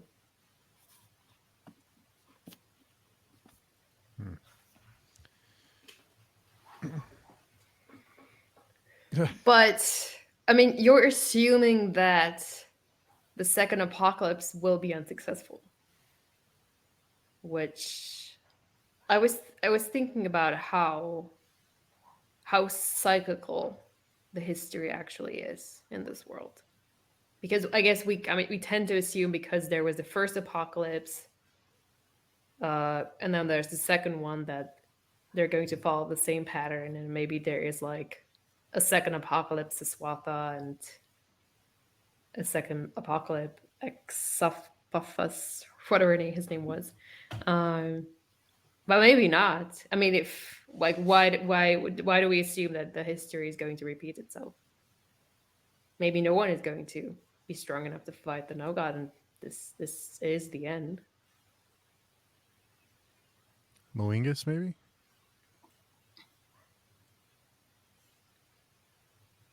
I think there's still a lot of people left, just kind of picking up the pieces wherever they are. I don't know how long it'll take the No God to travel to Momem, but there's still people left alive. Not everyone got taken out by the tsunami. Yeah. Yeah, but I mean all like basically all the men from the three seas are dead. Like it's basically just the women and old people Yeah, little in three 6-year-old seas. boys, probably. Like all the ones too young to take to war. Right. And then like Zeum maybe, yeah, there are probably still some people, but the Sadakon is probably dead. So it's also like very chaotic, most likely over there. And I mean, we don't know about the rest of the world. I don't know if there are any other continents. I think it can still be like the fact that they killed so much of the consult's tools is still a net positive for what's left of the three seas. Like if the No God would have came down with the entire horde and all of Isterbinth and all of their tools, it would have been much worse, even if the three seas had all of the men still alive. Be a whole bunch of men who never fought in a war. Anyways, Yeah. Yeah, but there's still about 1 million strength and thousands of skin spies in Golgotarath. it was probably like in the tens of millions of strength at one point, though, right? Yeah, yeah, probably. I'm just saying it's not looking very optimistic from my side at least. Well, mine either. The No God's walking. Everyone's sad. Everyone knows they lost. There's no more babies. Most of the men are dead. I wouldn't be surprised if some of the wizards and witches make it out with a Camion. They can still walk on the sky. They could, but they were still fighting, trying to let people make it out at the last pass. It's definitely a dwindled down human race that's going to be left to fight the second apocalypse. Wow. And Moingus is one of them. Some Sylvandi, Acamian, Memara, Esmnet, a baby. There's lots of Cayutas. probably Not that Cayugas. anyone cares. Hmm. Ooh. It's crazy how in Baker's completely misogynistic world that Serway ended up being such a badass and Memara and Esmnet end up living. when no one else gets to. It's almost like an equal split of men and women alive at the end of this. Not quite, but I would close. even argue that, a lot more men died in these books than women, because the men are the ones who were sent to into war. What the body count is, if anybody has a count. I was gonna look that up and I forgot. Like a body, I don't know if anyone's ever added up or like estimation of how many people died. Well, we know the Great Ordeal, I think it was about 500,000, maybe 400,000 people. Down So, to and the hundreds, maybe.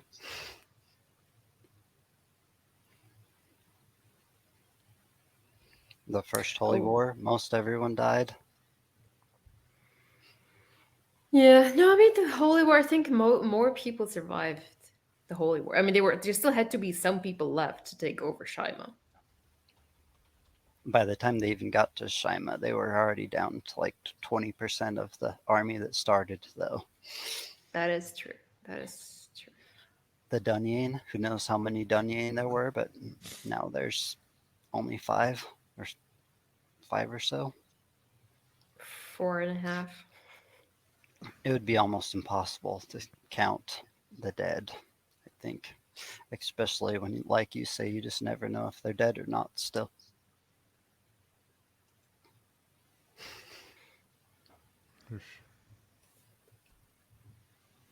I'm looking at my notes, and one of the last things that I don't think we, well, it didn't really come up in these last 100 pages, but I was wondering about um the relationship between Kellis and Esmenet, and no, like learning about Kelmomus. I feel like that might have recontextualized a lot of the stuff. Um, and like specifically, I was thinking about, there was this conversation that Kellis and Esmond have, like right when he saves her in Moment, and he tells her something about like that she is his only darkness, Mm-hmm. and that's why he came back for her. And now that I know that it's Kelmumas is the no god, and the god, like he's kind of the darkness for a lot of the gods, even if Kellis is not the god, he's maybe like Kellis has become sort of a demigod, you could say, at this point. I was wondering if everything he says, or what he thinks he feels for Esmenet, if it's him, or if maybe that the whole time that was just because of Kelmomus. If his like, if his Esmenet being his blind side was only because the whole time, the whole point of it was that Kellis has to be the one that, um, well, I mean, first of all, like he brings Kelmomus to this world, and then also be the one who transports him to Golgotha. Just a thought. I'm not sure if it's plausible, but I did think about it. Hmm.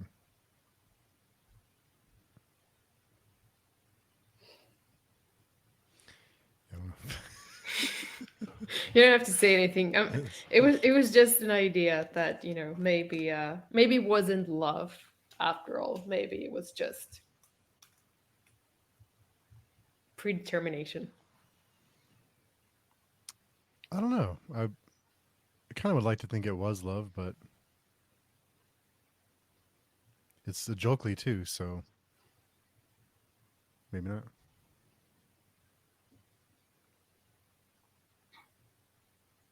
I don't think it was love. Kellis made it very clear that Dunyan were incapable of love. Well, he's broken, Danyin. That's Possessed, true. or he's a vessel. Defected. Yeah. Maybe it's just a defect. What a series. It's wild. Oh. Anything else you guys can think of?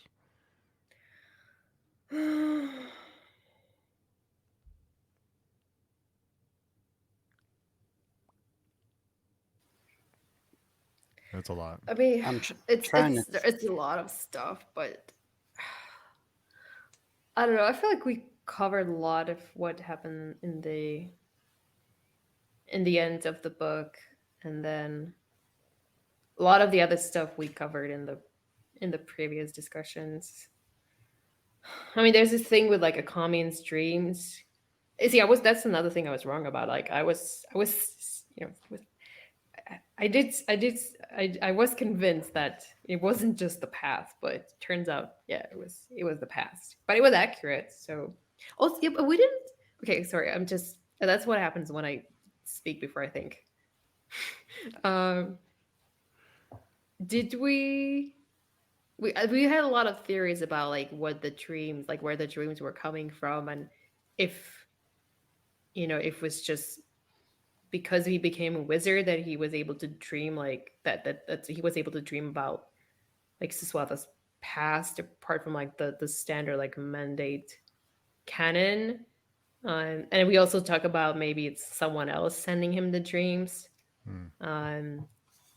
I don't think we got an answer. I think at least we can say that the dreams he had about now Coyote turned out to be true. And that they for sure weren't from Kellis, right? Because Kellis didn't know about the carapace and about the fact that an Anasarimber needed to go in it. And that's what the Yeah, I dreams guess not. were like leading towards. I Yeah, I'm thinking. I thought maybe Kellis could have known, but probably not. Yeah, I guess. Yeah, I guess it wouldn't make sense if he known. He says he didn't know that an Anasarimber needed to go into the carapace. There were some things that Kellis admitted he didn't know, Okay. like the purpose of the ark, but he didn't think he needed to know that either. Right. Or the inverse fire, but he was also able to look in it and look away when no one else seemed to be able to. He said that was a window to his house in the end. See that? That's a window into hell. That's my house. Yeah. That's my crib. No, I mean, yeah, it was pretty intense, but somehow when you like look at it from like when you like step outside of it and you try to like just imagine that scene that took place, it's almost funny when like walks into the golden room and the dungeon are like, so we did a lot of thinking and we think that you should become the no god. It's like, oh, you think. um, Almost like Moingus. He thinks he knew what Kellis should be thinking and knowing, and Kellis is like, but I'm crazy, Dad. He shows up to these 5 Dunyan and they're like, we know what you should be thinking. And he's like, but I'm crazy, guys.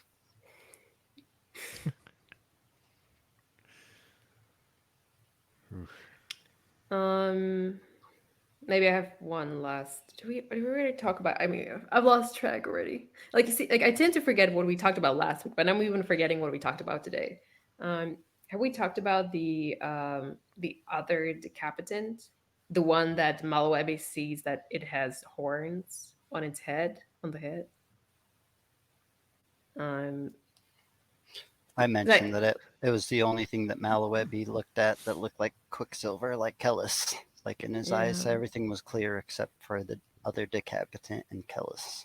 Mm-hmm. yeah. I for a moment, or I mean, even now, like I was thinking that maybe it was a Jokely. Oh. The head belonged to Jokely, and that's how Kellis was supposed to like work with him. Or that maybe he even imprisoned him and was going to, I don't know, maybe he was somehow going to use his power to destroy the console. But then, I mean, Jokely clearly takes over Kellis, so I guess either he was way stronger or he just like he wasn't the capitan and came from somewhere else. I Or don't. Yeah. that was part of the deal with the pit, maybe. Yeah. It's yeah. I feel like with a joke, I don't know that we have enough information to really know what went down, and it's a little bit frustrating. I Or, don't mind mystery, but I feel like it's maybe too mysterious or for that my it liking. never tells you how, like, the skin.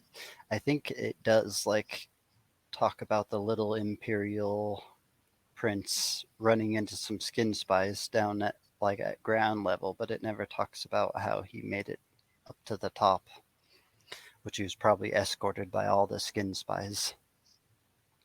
Right. Yeah, that's true.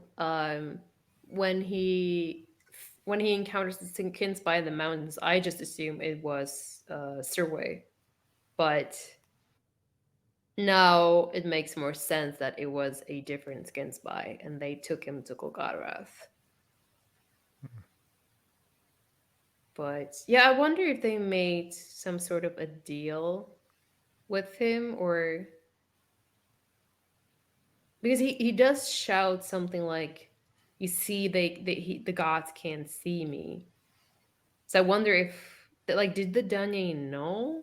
Like did they suspect that he was the no god, or he was the one they who was going to become the no god, and they wanted to test it when with Kellis? I don't know. It seemed like they thought Kellis was going to be the no god. Hmm. Yeah, but then why would they bring like why would Kelmomus be there? Like or like they had to know he was there. I think. I mean, from like the his encounter with the skin spy, I would assume that the skin spy was the one who brought him to Golgotha, to the horn. And knew the skin spies at least knew he was there, whether the other Dunye knew or not. I think the other Dunye probably didn't know. But the skin spies are supposed to work for the Dunyan.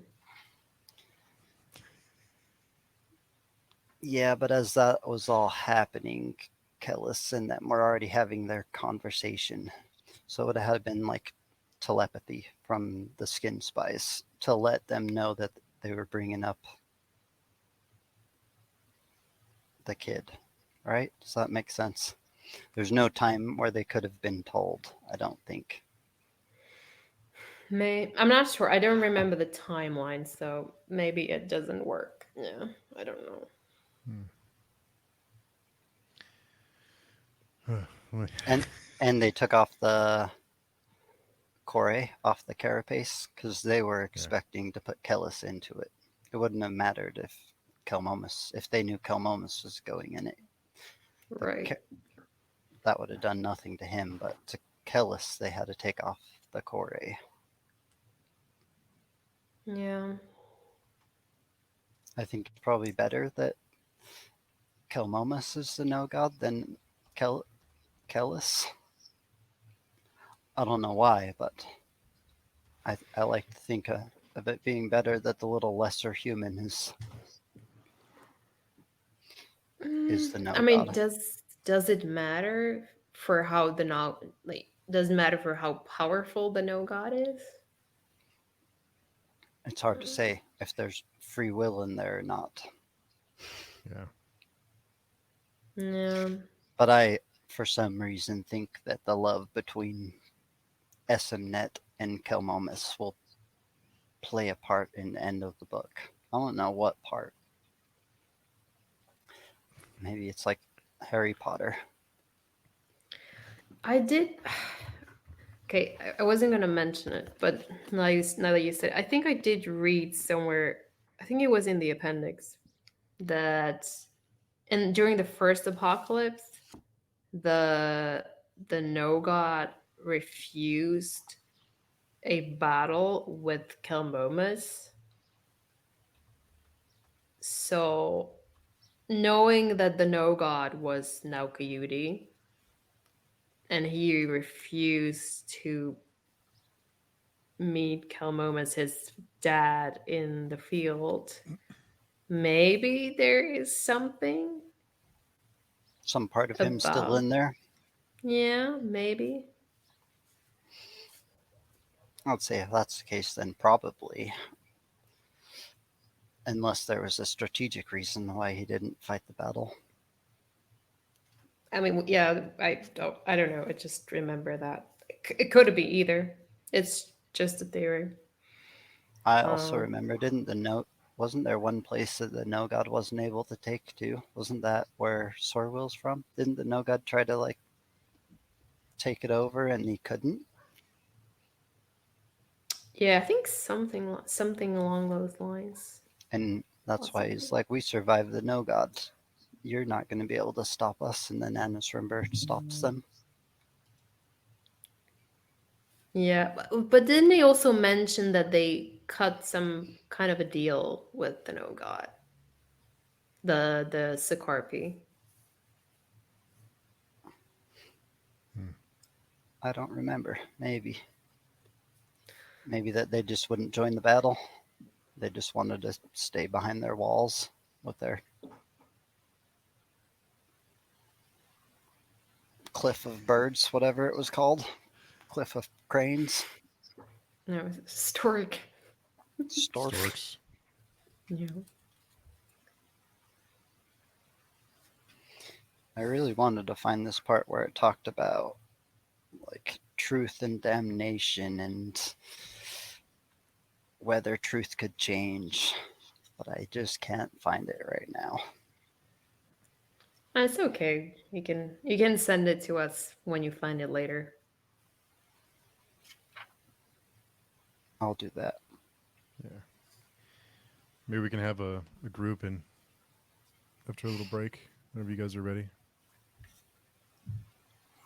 to talk about the whole series. But Yeah, I would be down. Um, I feel, I almost feel like I have to reread the entire thing just that's the to first thing that I really. thought too. I was like, I need to reread this. Yeah, it was shit. I'll have to reread this, and also, I really need a break. Yeah.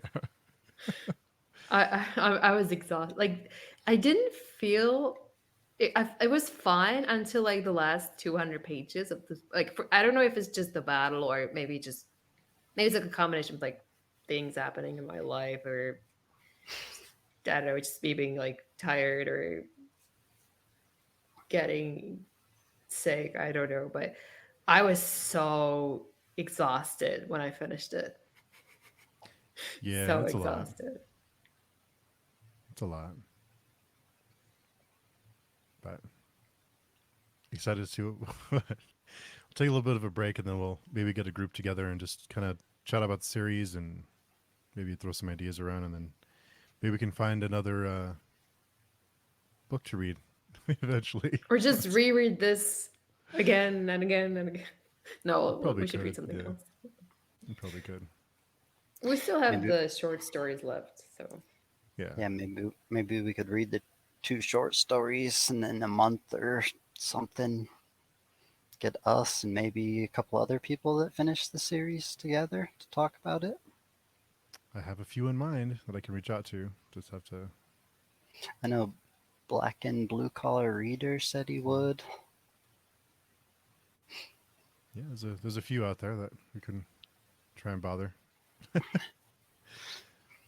This is a series that once you finish it, it's still fun to talk about. So I'm sure Yeah. everyone still will enjoy talking about it. Yeah. They'll all also want to reread it like you before they talk about it, though. Yeah.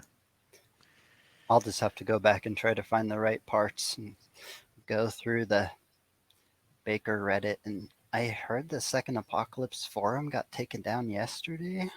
really? Really? I'm pretty sure I was Yeah. looking through some. posts there yesterday. Well, I just So maybe it's updating, or hmm. maybe it's gone. It's a good I don't thing know. you saw some of it while you could. I don't know. I was looking at the Baker Reddit earlier, and someone mentioned that the Second Apocalypse forums is not up right now. Huh. That would be unfortunate. I hope someone saved it, like as a backup somewhere. The Wayback Machine. Yeah, there was a lot of stuff in there that you guys definitely couldn't. You guys couldn't read comments or Reddit or the Second Apocalypse forum because spoilers are weird in this book. Yeah. Well, yeah. We'll take a break and then maybe we'll read the two short stories and have a group or something. But we'll let everyone know what the plan is when we figure it out. I think we all just need kind of a breather for a bit. Yeah, I definitely do. Yeah. But Yeah, it's been a hell. Yeah. that was a lot of dedication. Since you told us it was what, 31 weeks, you said? 31 31. meetings, 48 hours of talking. From an introvert, Hmm. that that means I need a break probably too. Yeah. Yeah. Yeah, Well, I there's feel no the rush. same. I feel the same. I makes me had more admiration for you, Steve. I don't know how you do it. Well, our break will coincide with my break, so I'll be taking a break too. Yeah, but me and Katerina need a book after. I need a break after this one book's podcast. You do just like 7 podcasts a week or something like that. It seems like. It's a lot. Yeah. So basically, me and Katerina would have been burnt out after like 2 weeks, right? No, also true. It's fun. Yeah, But that's true. so cool. Yeah, we'll figure out the short stories and the group and all that stuff. I think for now we just need like a break. So we'll take a breather. But cool. Yeah. It's almost 3 hours and Yep, I'm sure next week when this video comes out, I'll be in the comments section, finally able to have conversations without worrying about spoilers or anything. yeah. Also, last week I think Katerina read ahead. Did Did I? you? Yeah, you Did I? admitted you did. You said you peeked ahead. Oh shit. Because Yeah. I think we were barely supposed to know about like the Raku last week, and once I finally started reading, I was like, oh, Katerina talked about this chapter. Yeah, you did say you peeked ahead. Okay. Yeah. I But might since have. I already knew what happened, I didn't really know it was full spoilers. I'm sure Steve was like, wait, I haven't I was read like, that what? yet. Wait, I Yeah. haven't read that yet. That happens a lot, so I don't. I just like. That's why I was just trying to not ever read ahead because I would have done the exact same thing. Then I do apologize. That was Ah, You it wasn't monster. that big of a deal at all. It was like 3 little insignificant facts, I think, that I didn't remember rereading yet. well. I lasted until the almost the very end. So Pretty good. Pretty good. pretty good. And Oh I've wait, been, wait. Oh wait. Did you? What did we read? 17 from 17 or 18? I read 17. 120 pages this week. Oh, 17 because to. that does explain it. I did read 17. I thought we were supposed to read 17 last week. Only you talked about Yeah. Oh, it. well, you should have told me. Okay, now it makes sense. Like, but no, it's okay. I thought we were supposed to. Okay, I'm just. I guess I'm just dumb and I can't. It's fine. No big deal. We did so good making it through 48 hours with very little spoilers. Hmm. I even last week I remember trying to frame a question in such a weird way to like tell you that there's going to be Dunyan. There's still more Dunyan to read about. I forgot the question I asked, but it was like, what do you think the consult would do after they went into Ishul. They would, of course, take some prisoners, but I didn't want to say they were taking prisoners because then you guys would have known what was going to be in the Golden Room, probably. I couldn't allow that. Shit. Sorry, I'm still recovering from the fact that It's all right. I've I read shouldn't more. even have mentioned it because it really didn't matter. It didn't like affect us at all. It No, was a not at very all. short chapter. Yeah, Yeah. you did say 14 through 16, Steve, in the message you sent me. And I still read 17. That's okay. No big deal. Also, these last like 70 pages I read without looking at the page count, which I had been struggling with the entire rest of the book. And that's even with the boring battle scenes. I Yeah. was just so invested. The last 40 or 50 pages, I just read them without even thinking about it. They went quick. Even though I knew how it ended already. It's the golden room parts of it that always went super quickly. Like it's weird because there was even part of me that thought maybe just maybe I'm broken, maybe I don't like these books anymore. When I was reading through the battle scenes and then we got into the golden room, I was like, and I was so immersed that I thought, no, it's just the battle. Like it's just the battle. I don't care about the rest.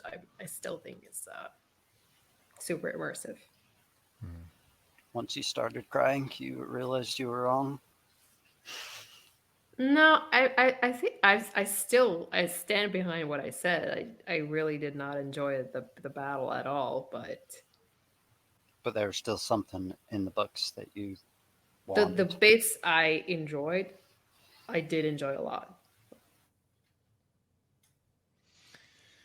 Oh, that's something. So, thanks I again feel for like everyone. Yeah. we got through almost 3 hours and we still like didn't even talk about the dragon that has centipede legs. Just a lot of stuff. Yeah. We didn't talk about probably quite a few things. There's a lot. Yeah. There's a lot left. But Yeah. we covered the strangeness of the ending of this book. How would you guys rate this book now? 5? Where does it sit among the Out of other what? books currently? Maybe 3 or 4? Your third or fourth favorite? I I don't want to get hate mail. I, I, I would have to rank it somewhere towards the bottom, Hmm. really. I the ending, I as I said, what happens at the very end, what happens in the golden room, then oh god. Yes, that is interesting, but it's like very very tiny part of the book, and honestly a lot of the like most of the book I've really struggled with. So probably like either my least or second to least favorite. Wow. Some people say they don't like this. I'm going to ask you guys again in a month or two when we meet again, and I think maybe you guys will have changed your mind, but we'll see. Yeah. I think we need some time to kind of digest Yeah, it. Yeah. We'll see in that 3 weeks. 3 weeks when you're still thinking about the inverse fire. Yeah.